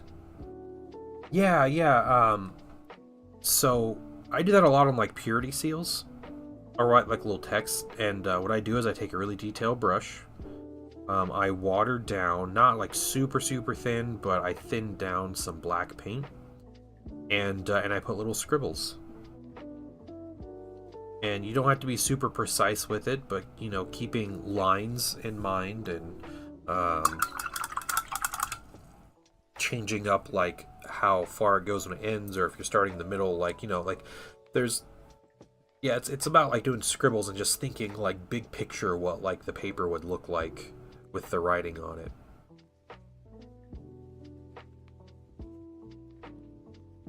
Name is now also brand recognizable. It changed. If they change it, it'd be a horrendous idea. That's true.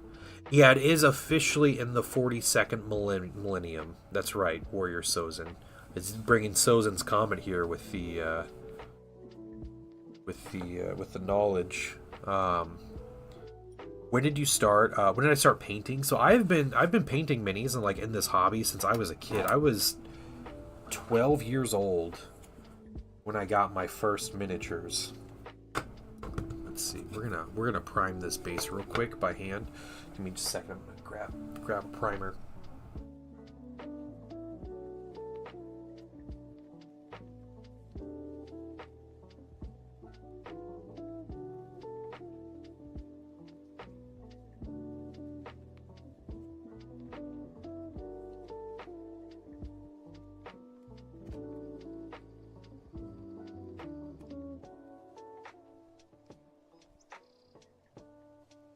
Alright, sorry, lots of questions. But yeah, I started, that was all the way back in 2002 when I started.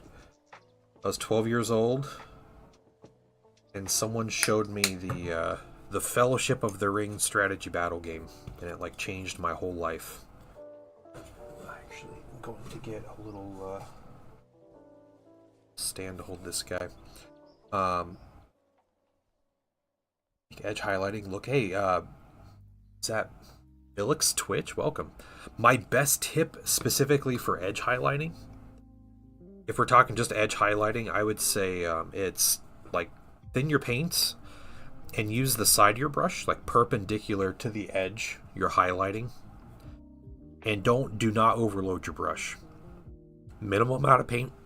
Excuse me. You just want enough to actually be able to put the put the paint onto the mini for it to transfer over. But Yeah, thin brush, and you want that really narrow like point of contact, which is what you get with the perpendicular like contact or angle from the brush. So that's my best edge highlighting tip. Random thing, very jealous of my buddy. He got the Knights Christmas box and didn't have the big Knight legs. They just sent him a new Knight. Oh, he got the Canis Rex, didn't he? Didn't he, Raja? He got the extra sprue. That's really cool, though. Just a ton of extra pieces. Scribbles with micro pin. That's another good one from Warrior Zozin. What are we going to do when we actually get there? We'll be gone. Someone's going to think of a time travel with antique models. Yeah, I have no idea. I don't know. Yeah, never mind. I have too many opinions. Very optimistic of you to be thinking about humanity 40,000 years from now, though. You have to say. Some gaps here. Didn't fully connect. That's okay. You can correct that. So there, surface primer on. We'll let it dry for a little bit, and then we'll start doing other colors on this. This is the base for the Sentinel. That is not the base for the Sentinel. That was a temporary base, so I could prime the Mini. But sorry, when minis were lead and we ate them. Yeah, that sounds about right. Yeah. According to the Covenant, they're supposed to have text all over the place. No, that's really cool. It's really easy once it like clicks. Once you get the hang of it, it's really simple and quick, and it makes a world of difference having like text written on your minis, like where it's supposed to be.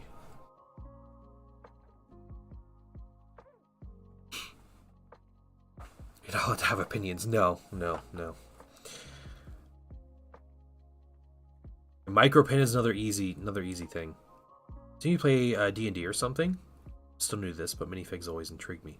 Yeah, D&D is a big one for miniature figures, like miniatures. I don't play a lot of D&D. I play a bit with like my wife and son. Like we played a campaign over the summer, but other than that, I don't really play D&D. RPGs aren't like my thing. My thing are like tabletop war games. So collecting an army and then fighting out those battles. Like I said, the big one is Warhammer 40,000. That's like the kind of the most popular like tabletop war game.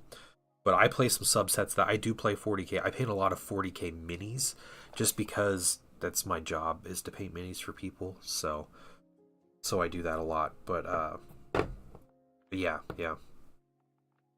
A lot of D&D players in chat too. What do you use to attach temporary bases? I use blue tack. So it starts to like harden over time, but you can work it and like thin it out or just add a little bit more. But yeah, blue tack. Like the minis on there. It's got to be the blue stuff too. The blue stuff is way better. I don't play often. Yeah, I don't play often either. I play. Let's see. The miniature games that I would say I play. Maybe that I've played in the last like 2 years. Horus Heresy 40k, The Old World, Middle Earth strategy battle game, Star Wars Legion, Star Wars Armada. I think that's it. I played one-page rules, but that just uses your 40k armies. So 6-7 games. I don't even know what I counted, but yeah, I have a lot of games that have armies for all of them. So I don't play Shatterpoint. No. Smell Ping Pot, what's going on? I did for my custodies. Yeah, nice.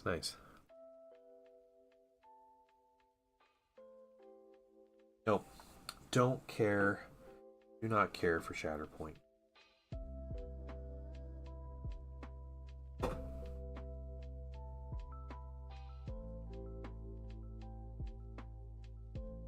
Just an example. Some things I'm working on. This is my Thousand Suns Dreadnought.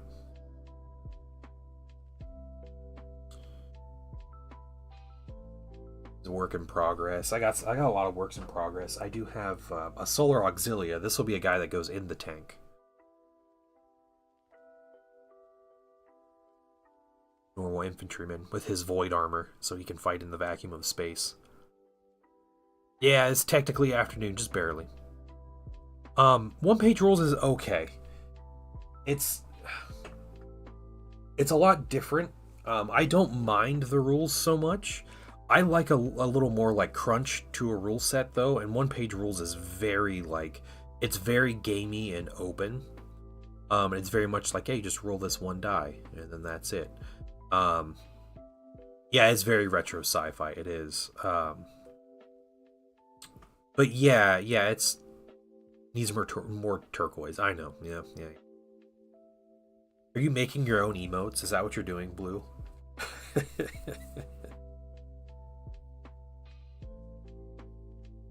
Alright, lunchtime paint session. Trying to finish up some Jaegers. Nice, very nice.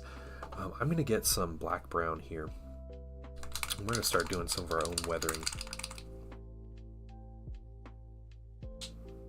Yeah, Shatterpoint minis are good. Yeah,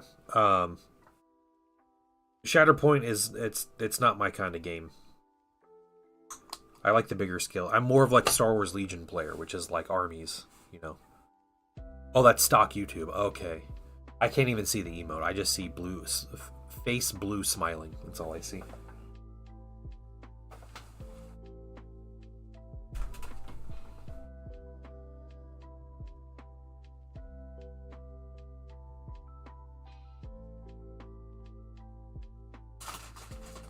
I'll try something here. I'm gonna try using makeup sponges. Do some of my weathering. Let's tear these up to get a little bit of a rough surface. Old school smileys. I don't know what's going on.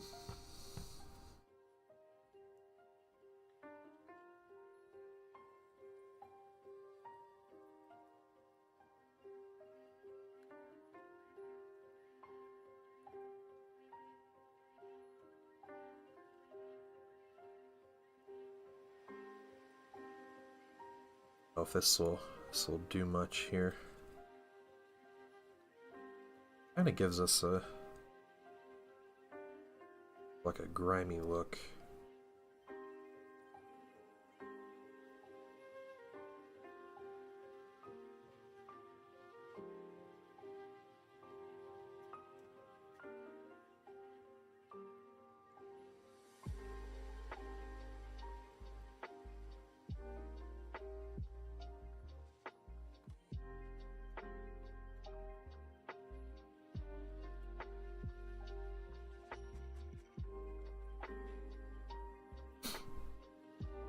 Yeah, the proper Imperium grime. We're trying. I've never used makeup sponges for this, so I always use the pluck foam, like my go-to.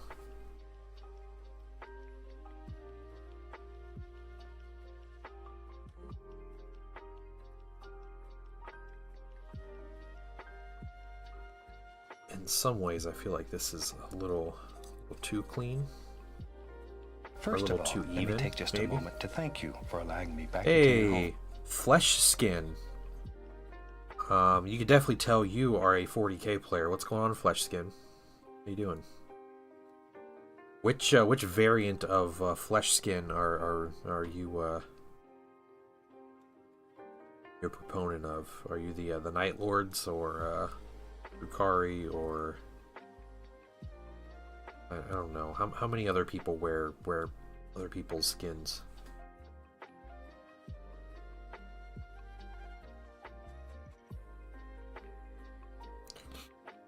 Old school Kirby? Yeah, oh my gosh. I recognize that one. Got in the game yet? Yeah. Kill Team Super Crunchy, yeah. Yeah, I like games that cover those different aspects. And Kill Team actually uses like actual measurements now, not their own like weird, just shapes, distances, which is cool.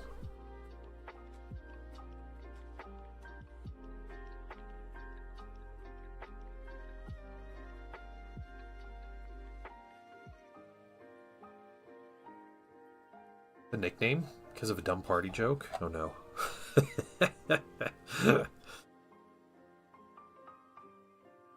All right. Well, if you're not in the hobby flesh skin, I got something to tell you about dealing with. Yeah, you're people in 40K love to wear other people's skins. It's a weirdly common thing.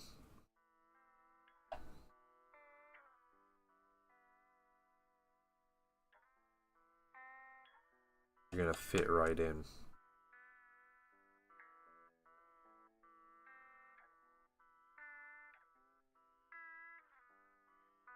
Blood for the blood guy. Yeah. No, just skin for the flesh skin, apparently.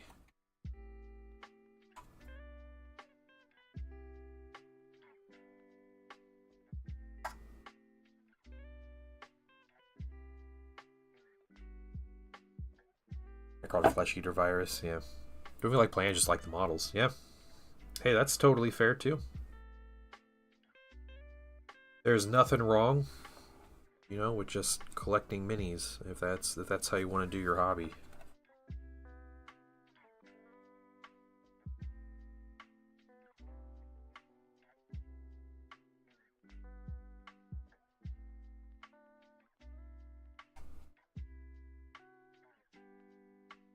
Just dabbing this sponge around.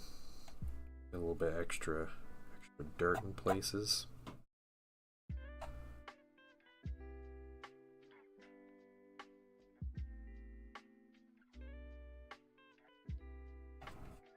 Care about getting the bottoms of the treads.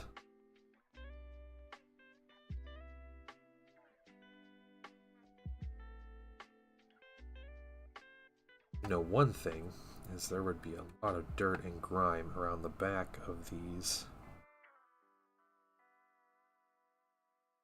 treads.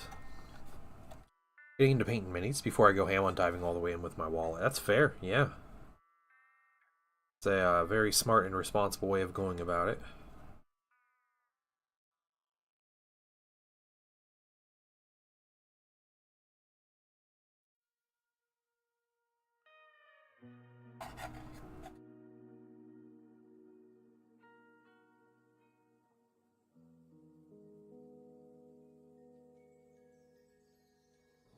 What are you working on collecting?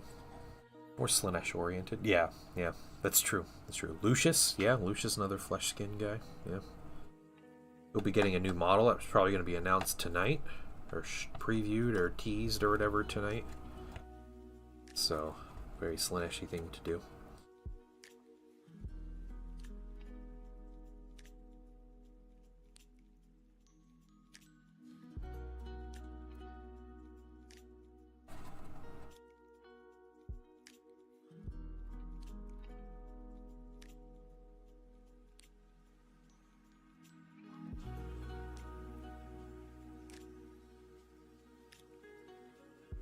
Yeah, LVO started today. So big Warhammer tournaments. Big tournaments for lots of different things, but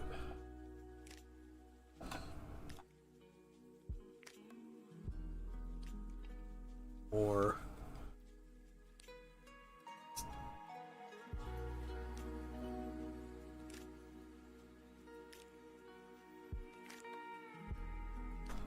let's grab this las cannon here.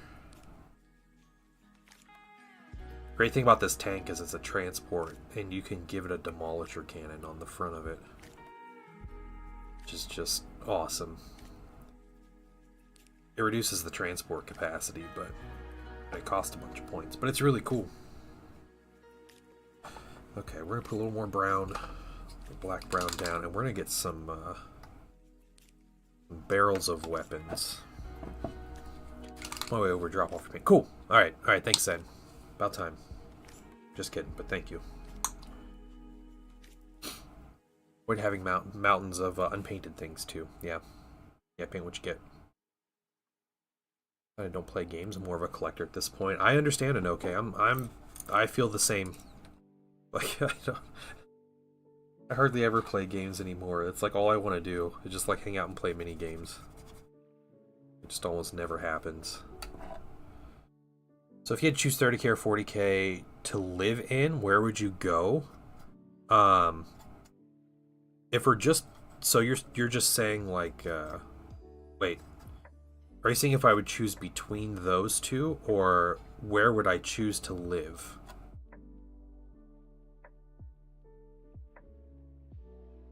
If I had to live in the setting. I think all of our answers would be pretty similar.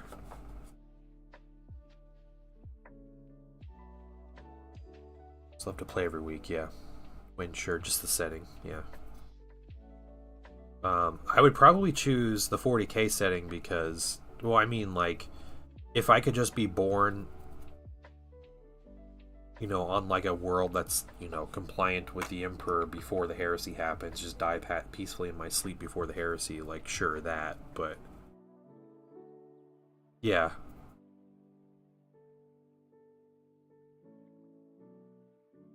If I had to choose a place, it would be in the Ultramar system, like on some, like, Paradise Agra world or whatever.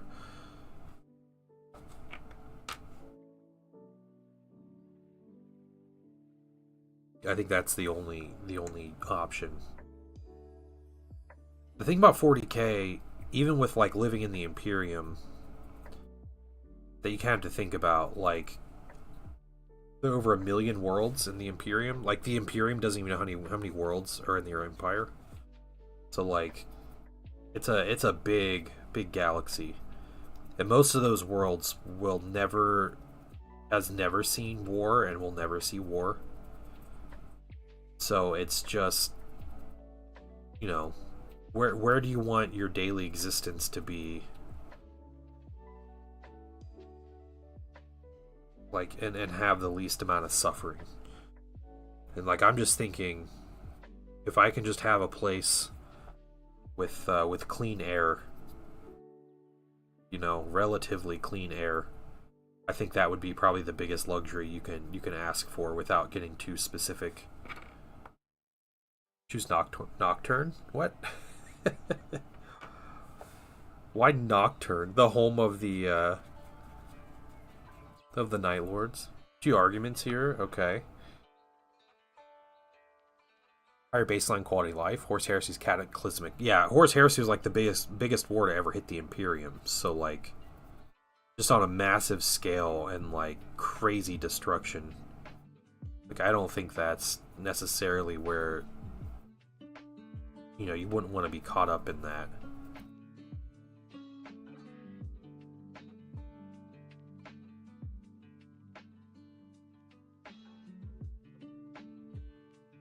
Only hope you have for life close to the way you have it now. Yeah, yeah.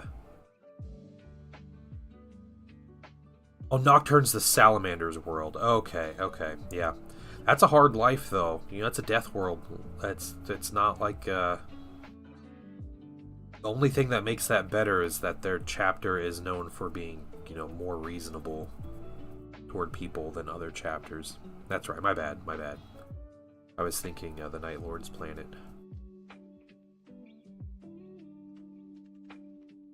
Like, what? How absolutely insane do you have to be to choose the Night Lord's home planet as, like, yeah, I think I want to live there. Faction of the Adart split up. The Exodites, Crucial Blue. Yeah, you want me an Exodite? That's a good one. Just live your peaceful life riding dinosaurs and stuff.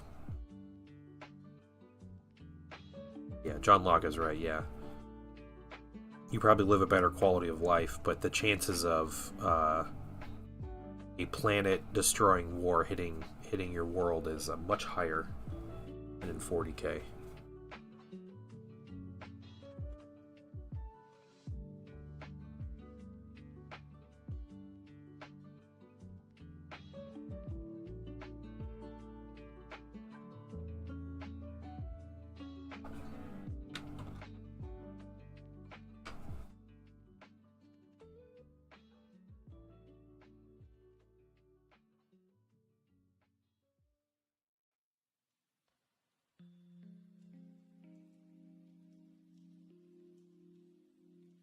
Yeah, Exodites. Or like being some Earth caste dude in the Tau Empire would probably be another good.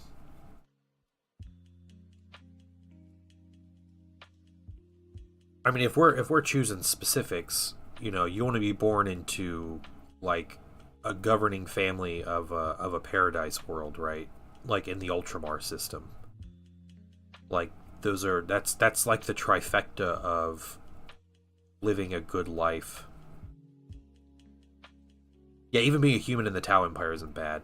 I remember in the original Tau lore, which I'm not sure if this has all been correct, but I remember I have their original codex. And they talk about humans and how, like, humans are free to join the Tau and they live a good life with the Tau, but the Tau limit the amount of kids that humans can have, and they slowly shrink the population of humans because their experience with humans is, they always turn on the Tau. They always like end up, you know, it always ends up not good. So they basically like reduce the population of human worlds over the course of generations to make them not a threat, and like slowly take their population out. Which back in the day was one of the most like grimdark things the Tau did was kill humans because humans are dangerous. But Tau have the best odds of something quiet, yeah. I don't know, the Votan? Votan live cool lives? I have no idea.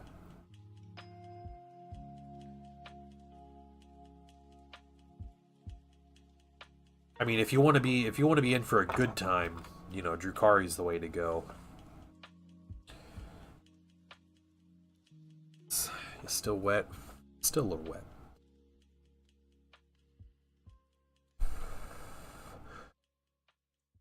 Let's give you a Watcher in the Dark. Like the little, is that the little guys from the Dark Angels? Surely you don't mean the big creature from Lord of the Rings that sits outside of Khazad-dûm's West Gate.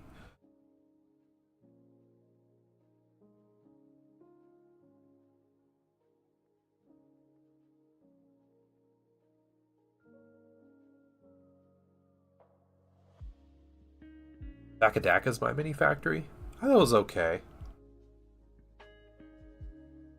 Yeah, the little Jawa dudes, yeah. I don't get the appeal of them, but I get it.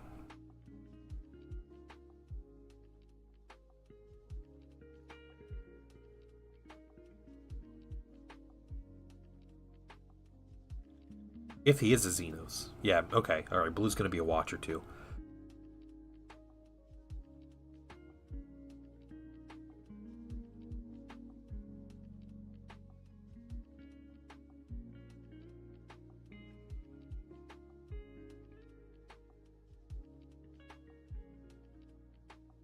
This guy's gonna end up going boop right on top of there. I can pop this guy off his base if he'll pop off. Okay, I don't know. I might just break his ankles. Yeah, might need to varnish him first and then get him off of there. But we got weapons, and I can show you guys while that stuff's drying. So the Dracosan has a hull weapon on the front with this cool Gravis las can. It's like a twin las cannon on the front. Or you can put a Demolisher cannon. It's not painted. There's a lot of green stuff in there because of the magnet. So don't look in the Demolisher cannon. Can be targeted by weaponry and have weird, creepy, magical powers. Yeah, you just want to be a weirdo. Like that's my whole goal. You know what? Here I got something else. I can dry brush here. Trays in the Infinite. Yeah.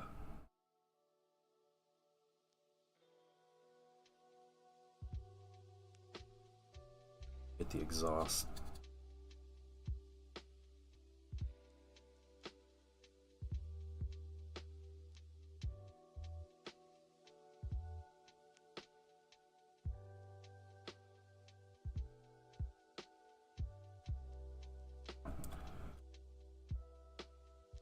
To fight, you're gonna have a miserable existence regardless of your station in life. Might as well have some agency. Alright, alright. Have soon to be next Captain Master of the Ultramarines, JD Hetzer.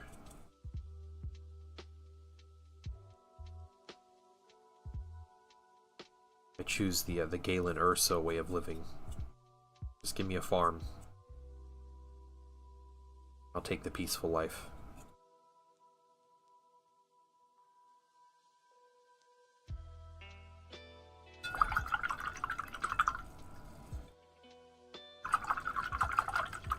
There's a chance, a very small chance. But yeah, there's a chance.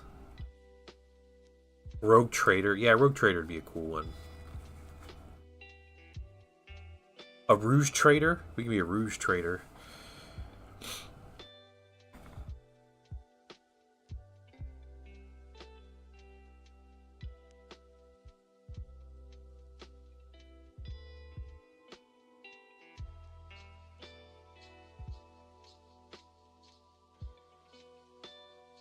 Blue, would it be better to find one to print or just buy the kit? Honestly, I've really enjoyed the Leviathan Dreadnought kit. So I would consider buying another Leviathan Dreadnought before I printed a Leviathan for myself. I already own a Leviathan. It's alright, Sozin. Hey, when I type in other people's chats, or when I type in general, like people, you can see this on my Discord, like, I type like a toddler. So, it looks like my son, 5 years ago got a hold of the keyboard and is, like, typing out, like, what I'm dictating. So, don't feel bad. Don't feel bad if you can't spell. Or if you misspell some words.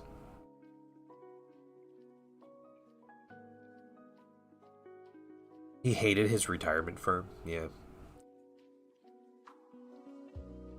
Well, Acadian would be different though, right? Like, you spend your entire life, like, training for the guard, and you retire and they give you a farm. Like, I didn't think, like, Acadians would retire like that.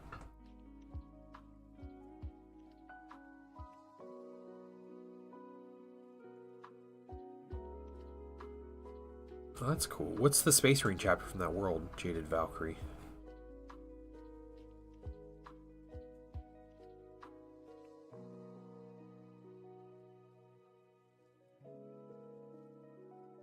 Guardians of the Covenant. Okay. Something I forgot to do, guys. I have this many.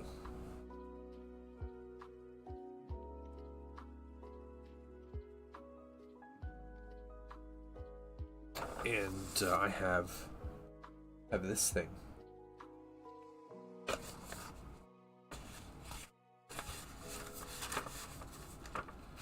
Get this bad boy out here. So I had a really cool idea, and that cool idea was to put out a message for anybody who bought this Solar Auxilia transfer sheet.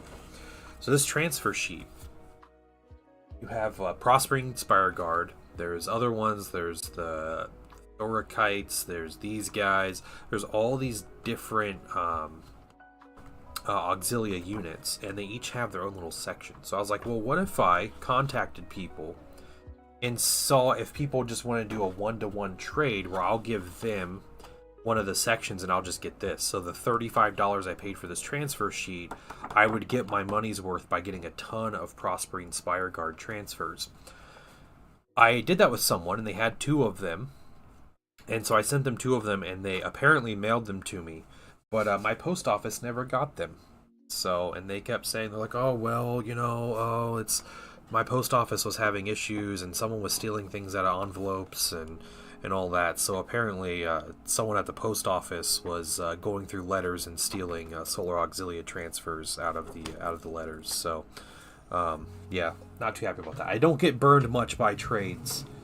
But I got burned by that one, so it was unfortunate.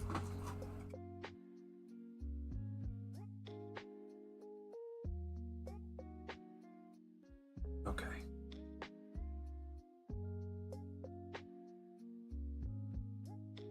That's alright. It's not the end of the world. We need places to put these transfers, though. I think right there is a good spot. We need one of the smaller ones. Is there a place for a bigger transfer on this? I don't think so. I think It's like there's like no like this is like a this is an old design mini. So yeah, sounds sketch. Yeah, it's definitely BS. Yeah. This is an older design, even though it's a plastic update. But something GW is really bad at. It's they cover every single bit of a mini with a design. So they give you this like nice big transfer right here, which isn't even that big. You know, it's the a triangle, a little scarab on it. But there is not one place on this miniature where this particular transfer, like I'd think this, but no, it doesn't because it's got detail right there. Like there's not a spot on this mini. Even that little back spot, no, it's too small. It's too small, yeah. So I'm going to use these smaller ones. I'm going to grab the white ones. Get 2 of these. And then this guy, it'd be cool to get transfers on him, but there's like these little mini ones sitting all around, so maybe some of these like little tiny mini ones I can put somewhere, but otherwise like there's no space for transfers on this mini. Nothing. They didn't even give you like a blank faceplate option. It was just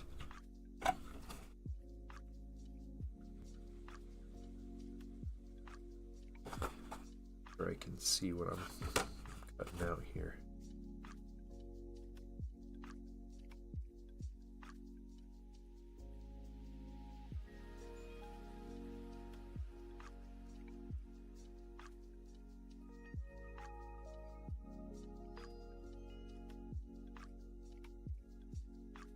One.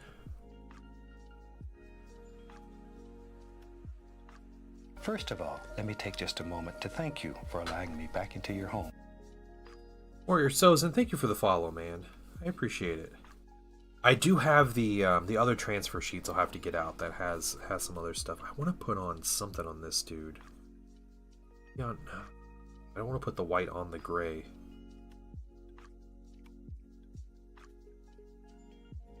I don't know. Maybe you just won't get one. So, you bounce. Got some tasks from the desk. All right, Blue. You have a good one, man. Have a good one. Go great with the new Krieg range. I bet they do. I bet they do go really well.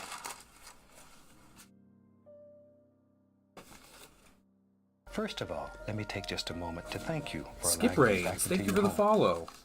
Welcome, guys. Welcome. We're just painting heresy minis today. That's all.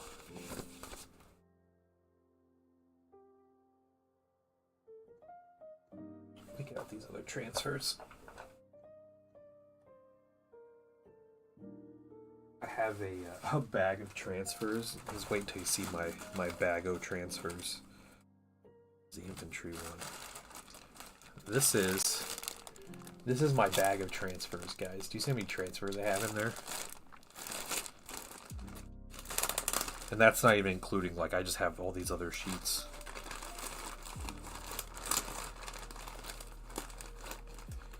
I'm gonna dig through and find my Solar Aux transfers.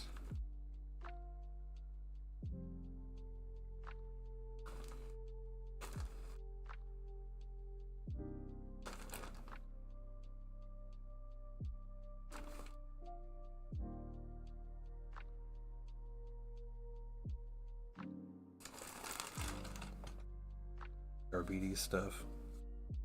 Oh, 1 second. Second, guys. Okay, there's the vehicle transfers.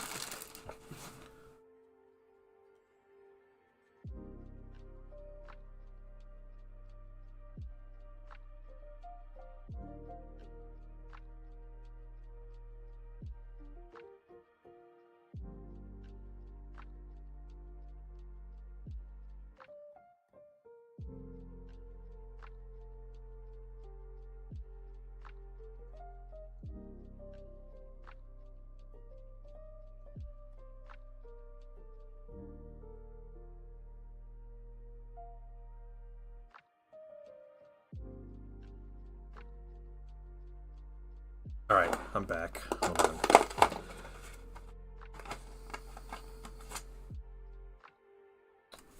No one gave me that. They passed that through my door. So, thanks, Zen. I got my paint back, though. So, All is right in the world. Okay. Let's find something cool from this. Yeah, just so many transfers. Oh no, did I knock those other ones off the table? Uh-oh. Oh, there they are. Okay. Those guys away. I think it's Pale Sand. Yeah. Top right one reminds me of the Mandalorian sigil. Oh, that one? Yeah, yeah. That's a cool looking one. I put something on my Leman Russ. It's just number markings. That's all it was. Okay. We can do number markings. Here, let's a black number markings somewhere on the back treads. Or we stick with white. I say we stick with white. We'll try the white on the gray here. We'll do a 2.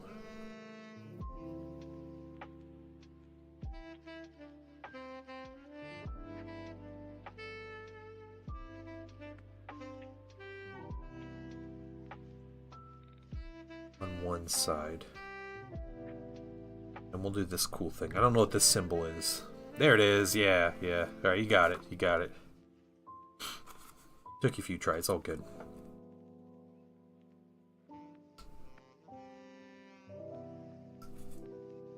There's officially a bot in the Discord. And his name is Mr. Painty. And you are allowed to ask him questions. I believe it's like 10 questions you can ask him. Or chat to him.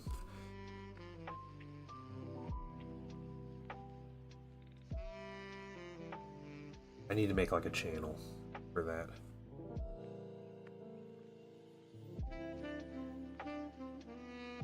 Some water in an old container. And where's my tweezers? I'm still waiting for that primer to dry. There's still some not dry primer there. Once that's dry, we can start on that base. Which, you know, there'll be more like waiting for stuff to dry, but that's okay. Alright, so we know where these little Crossbreen Spire Guard symbols are going, so we'll put them in.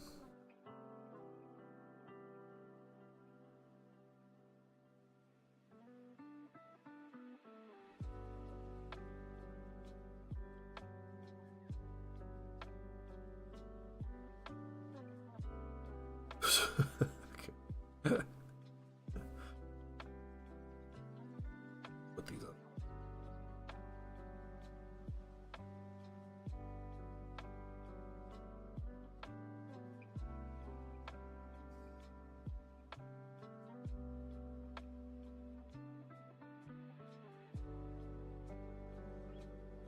Show you guys proper way to do transfers.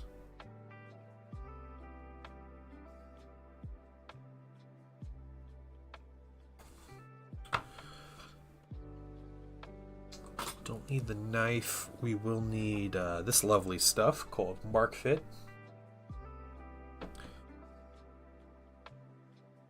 Average board size for 40k is like 44 by 60, I think. So just under 4 feet by 5 feet. That's the like standard board size for a game of 40k. So every other game every game I play is something different, but like I play Middle Earth, and the standard board size is 4 feet by 4 feet, and 30k the average or the standard size is 4 feet by 6 feet. So I think the main reason they shrunk down was because they, at the time, they were making these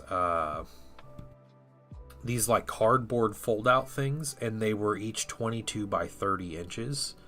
So like, well, if you have 4 of those, you can make a board, and you can just buy a couple extras from us, and you know, then you have a board size. So they made that their standard measurement. But I also think from a marketing standpoint, when you look at photos of a game being played, having a table full of terrain and painted minis, like from edge to edge on the board, looks better from a marketing standpoint. It looks better than a table with units scattered, all over the place, and like a unit here and a unit all the way over there, and like, stuff like that. So having a table full of minis looks better to sell miniatures. It looks better from like the outside looking in. So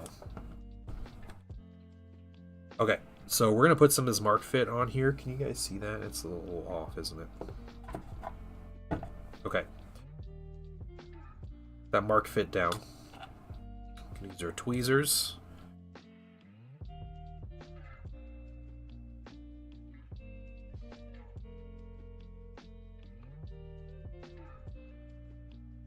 We have our first transfer. Oh no, I hope that fits. It's gonna be too big. Darn it.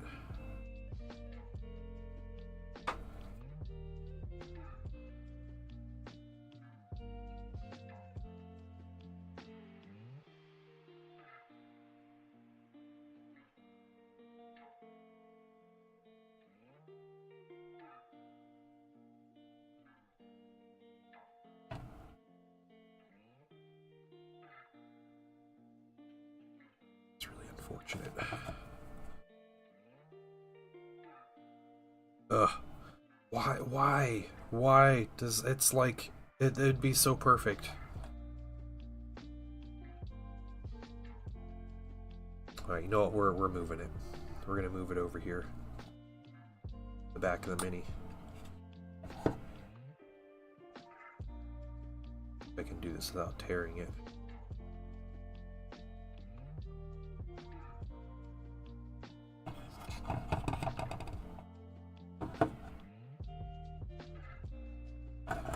Fit there.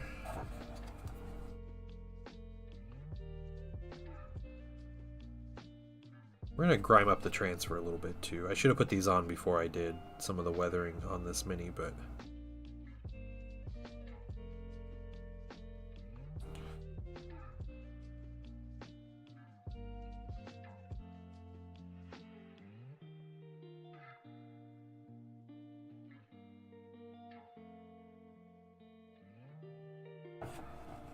okay, well, let's get the other one on here.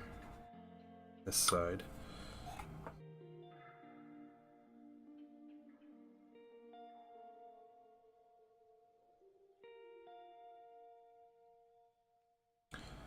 Is detailed? Yeah.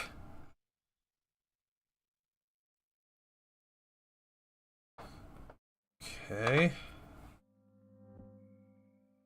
Even this out with the other one a little bit. Little Q-tip. Dry out this extra stuff under here. It's all laying down flat.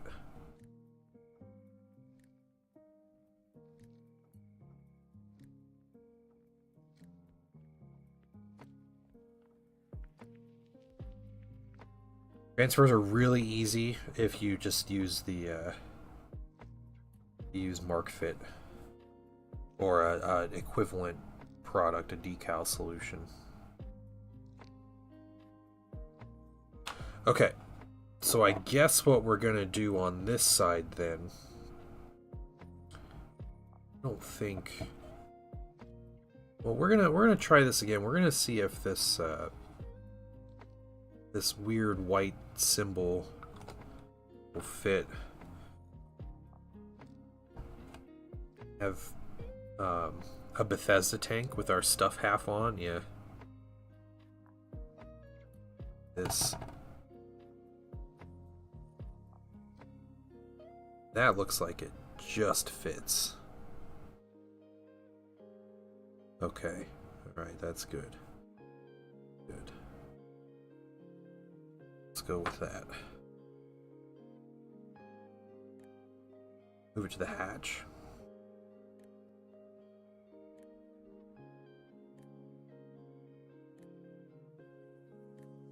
Like the top hatch is two pieces. Can't fit a transfer on there.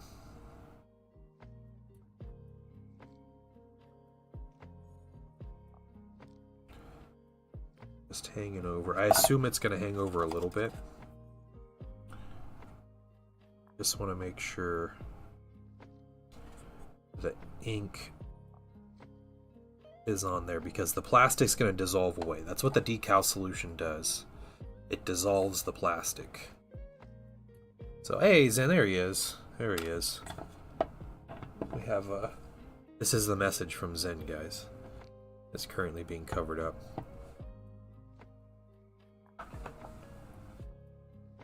An Imperial Fist Artificer? You would. Yeah, you would.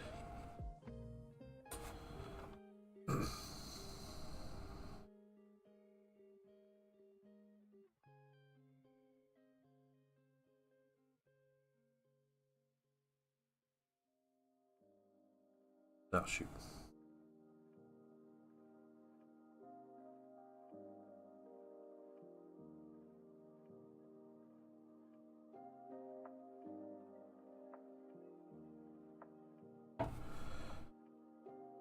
It's either 11 or 2, depending on how you want to interpret that. Either way, I don't care.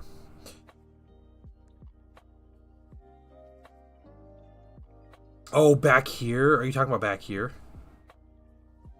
It was too big. These things are too big to fit on there. They're too wide. They wouldn't fit between here. I can measure it. Measure it.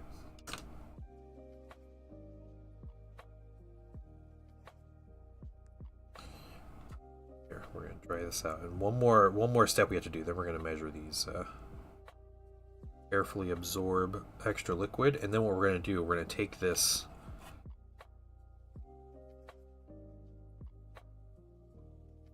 logistics, you might end up with twice the rations. That's true. That's true. Take this marked fit, we're going to put another coat over here, and it's going to work on dissolving that plastic, just leaving the design behind. Let's see. I think it's a good idea. Let's check and actually see if it worked. Can use this thing twice in 2 days. I'm pretty excited about it. My micrometer that the electronics don't work anymore, but all right.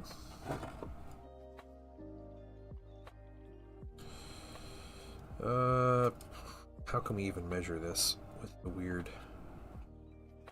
If we just go from there to there, we eyeball it.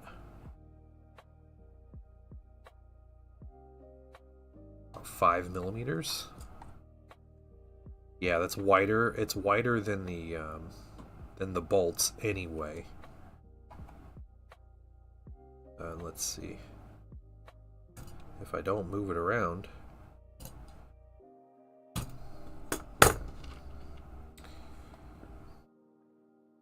Yeah, I can use other ones on the sheet. That's true. That's true.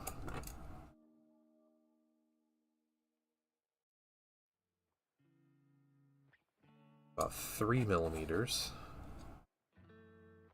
Yeah, so it would be like clipping through those. The thing about that transfer sheet, there are 3 separate sizes of those, the like triangle scarabs. And this is the mid-size one. There's one that's bigger, and then the ones that are smaller are tiny, like very small.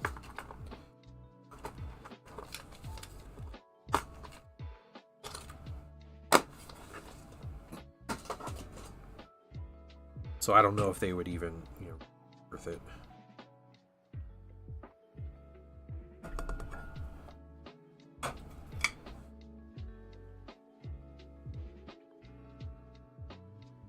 Alright, and I think our primer should be dry. It looks cool though, not too much. I would love to put like all kinds of like designs and like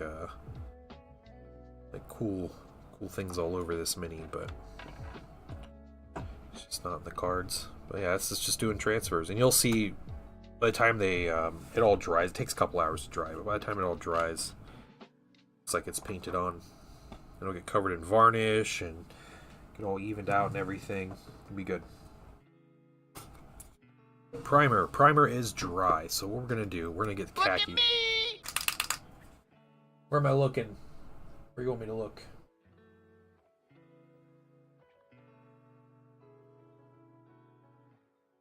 I'm looking for minis somewhere.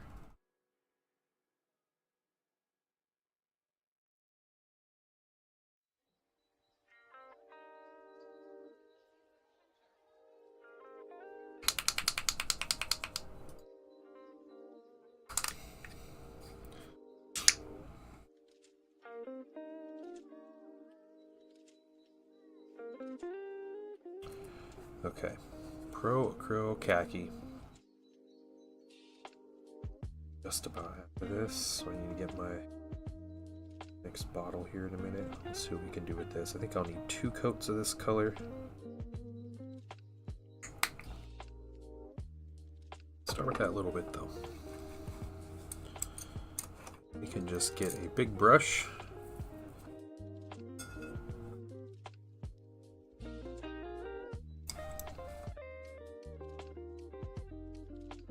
Just don't do applied field paint. Yeah. He's gonna be the one that ends up painting everything.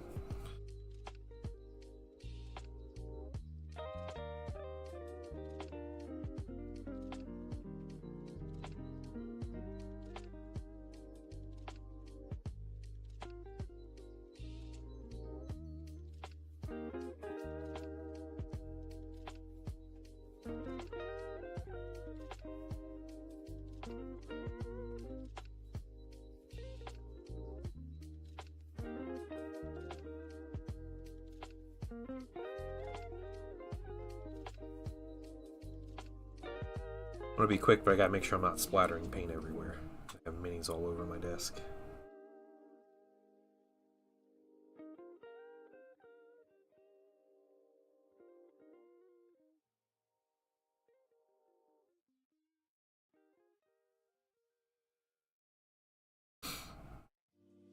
This is not pale sand. No, this is khaki.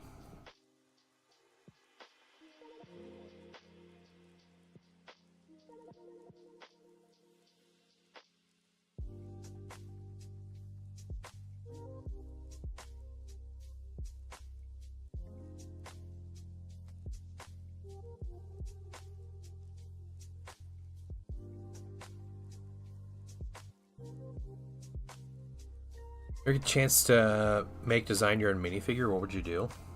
Oh, I have no idea.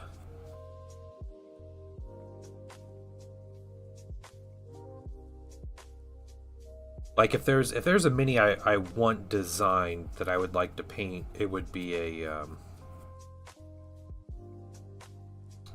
Magnus the Red, but like a Heresy like Demon Primarch version. So he's a character from 30K. So I have his like mortal mini, and you know him and his, you know, just a demigod. But getting his like demon form would be a miniature I would like to see.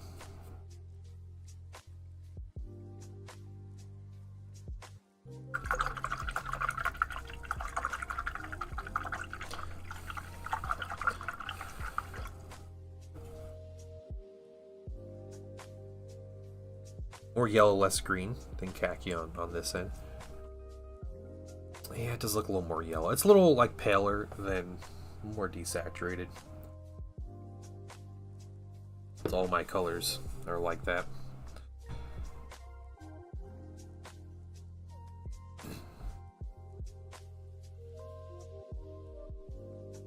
Does it look like pale sand?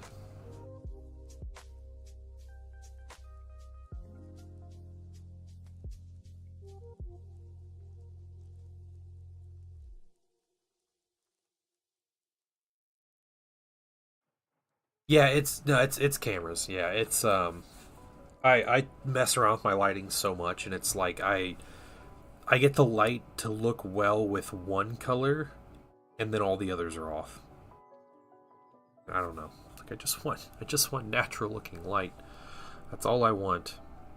But it's so hard.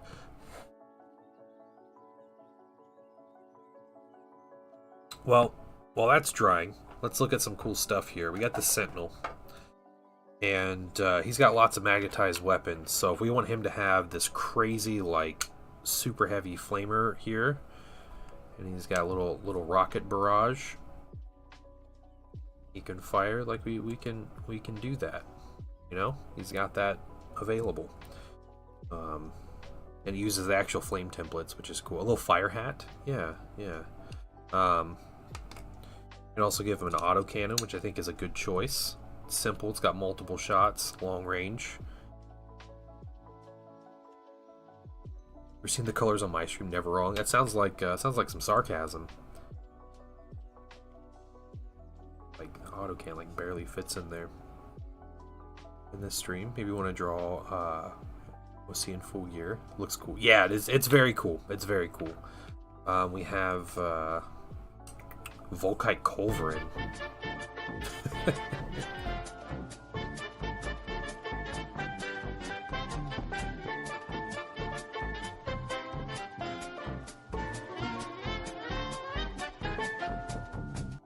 Absolute classic. Thank you so much, Azrael, for the bits. I appreciate that. And thanks for playing that gem of a tune. A genre of music called jizz. If you're curious, that's what George Lucas called the genre that the Cantina band plays. So I think it's gonna be real popular. We also got we have these little rocket pods here that can go away, little barrage rockets. But we got these are hunter killer missiles.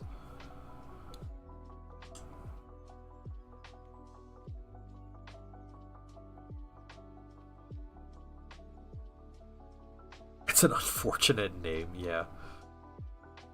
He knew what he was doing. There we go. Multi-laser's cool. There's Lascannon's also a good one. Yeah, Lascannon. I've forgotten that little bit of trivia. Yeah, how can you forget? Yeah, we watched me and my son watched the finale of Skeleton Crew. It was a good ending. That was a really good show. Yeah, I would definitely recommend watch that show. Very much like 80s like Goonies style show with like treasure hunting and everything. It's cool, like pirates and with like a Star Wars like skin over it. It's crazy.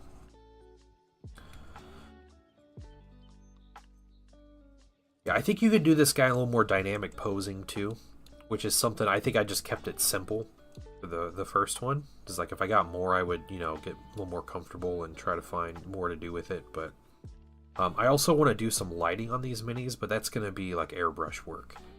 So more to do with the airbrush.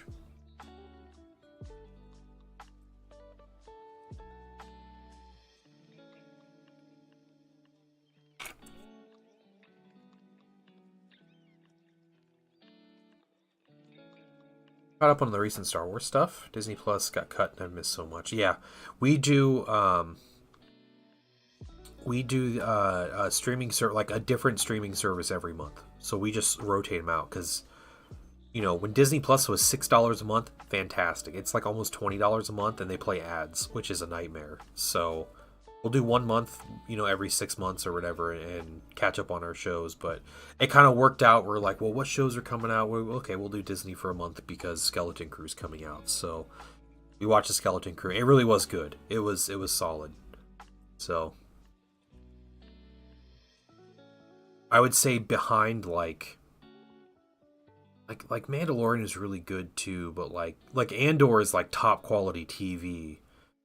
And then it's like Skeleton Crew for like, it's like nostalgia, but not even like Star Wars nostalgia. It's really weird, like how it plays on like that like nostalgia bait.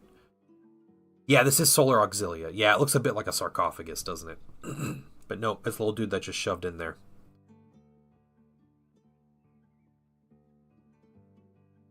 Yeah, he somehow fits inside this thing and is expected to fight while inside of it. It's tough. It plays a lot like a Dreadnought Hetzer, with just like worse weapons and like slightly less durability. But Dreadnoughts are like really tough in the Heresy, so it's not a bad comparison.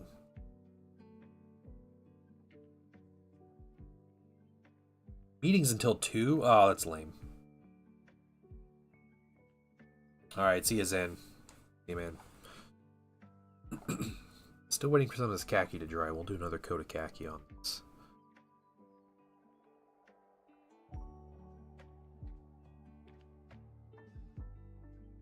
We'll fire alarm. He's at home. I don't know if a fire alarm would help. Hack the systems. We'll fire alarm from, like, your computer.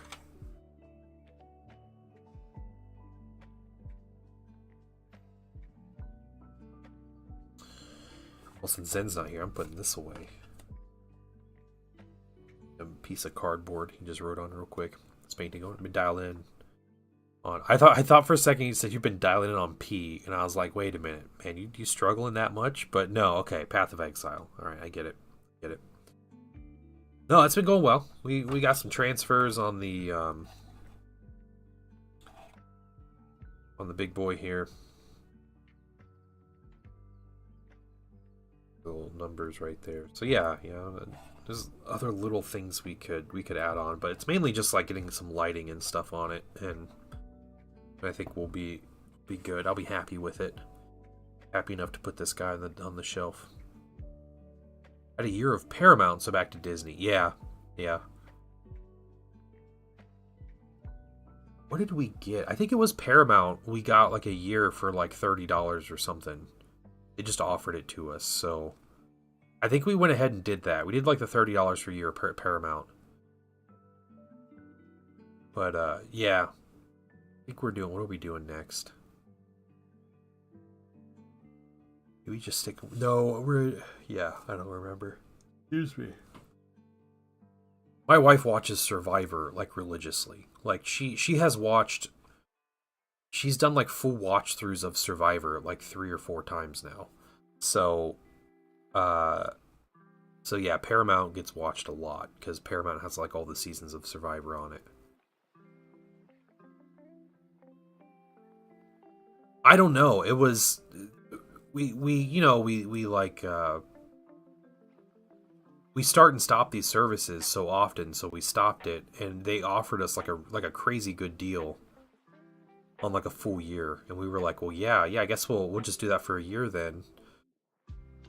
And then she can watch Survivor. They saw her Survivor watching habits apparently.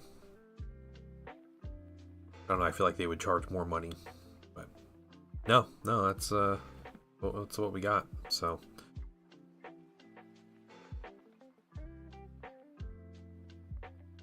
on paint dry. I took some clippers to this base because I only have one. This is an 80mm base. I only have one topper design, so I gotta like cut things up and change it up so you can like clipped a bunch of little pieces off. Oh, it was Star Trek. Yeah, I was watching the Lower Decks. I watched the first season or so of that. It was pretty good. But I've never been like into Star Trek, so that's never been like something to like draw me in.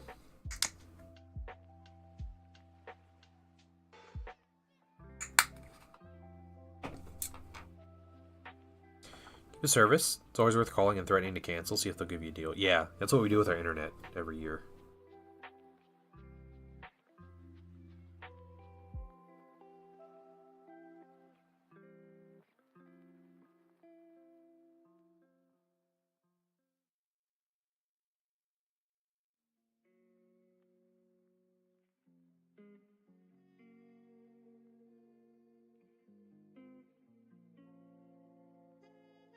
We actually just switched our ISP on Sunday. It's been pretty glorious, but we got a good deal for a year, and then after a year we'll call them, and I'm not afraid to switch again. It's a relatively painless process switching internet service providers, so.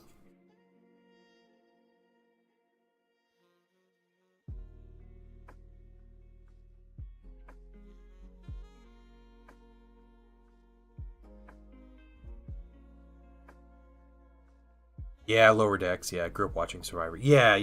I did too. My family, it was like our Thursday night was watching Survivor. But we watched maybe like the first 5 or 6 seasons. It just kind of fell off for us, but yeah, Painting Wife got like really into it, like back into it, and got like really into it, and so she watches it all the time. It's like her show now.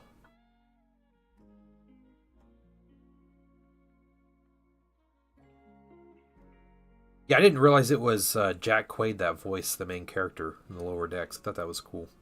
That guy's getting work. You know, nepotism doing well for him. So, yeah, I still remember watching the first season. Everybody cheered for Rudy, the old guy. But he was top 3. I think he was voted out. He was 3rd place, and then it was down to the one lady and Richard. And I remember they each kind of gave their last spiel before everybody voted, and that lady had this whole like thing where she called everybody snakes, talking about how dishonest everybody was and everything, and so everybody voted for Richard, and he won the money. So.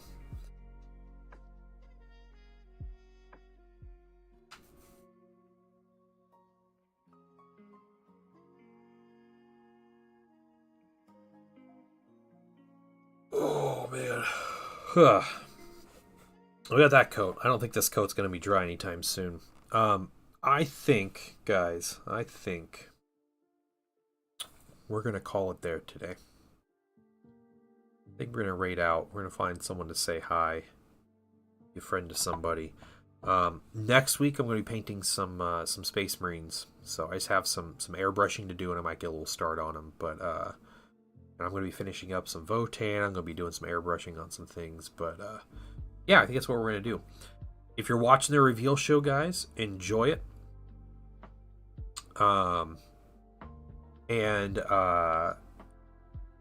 Yeah, if you get those articles, if I'm not posting them when the articles pop up tonight or early in the morning, by all means post them in the news and rumors and leaks channel, so we can all get like quick access to read all the new stuff that showed off at LVO.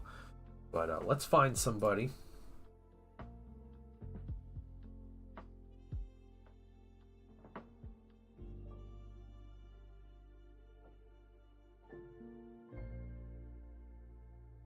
Minis, it's Frozen. Raven Guard, that's cool.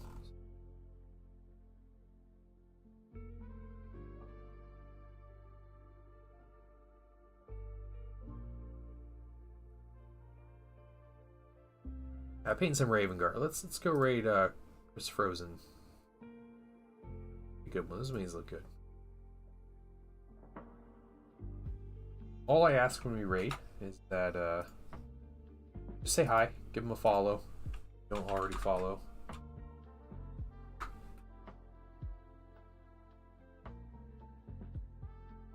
Yeah, Waterbug, welcome in, by the way. Sorry, I didn't even recognize your name there. But yeah. Glad to have you here, guys. Yeah, you guys have a wonderful weekend. I will see you all Sunday night. We'll be painting something fun. And then we'll be back in with another week of streaming and painting. So with that, I will see you all on Sunday. Bye, everybody.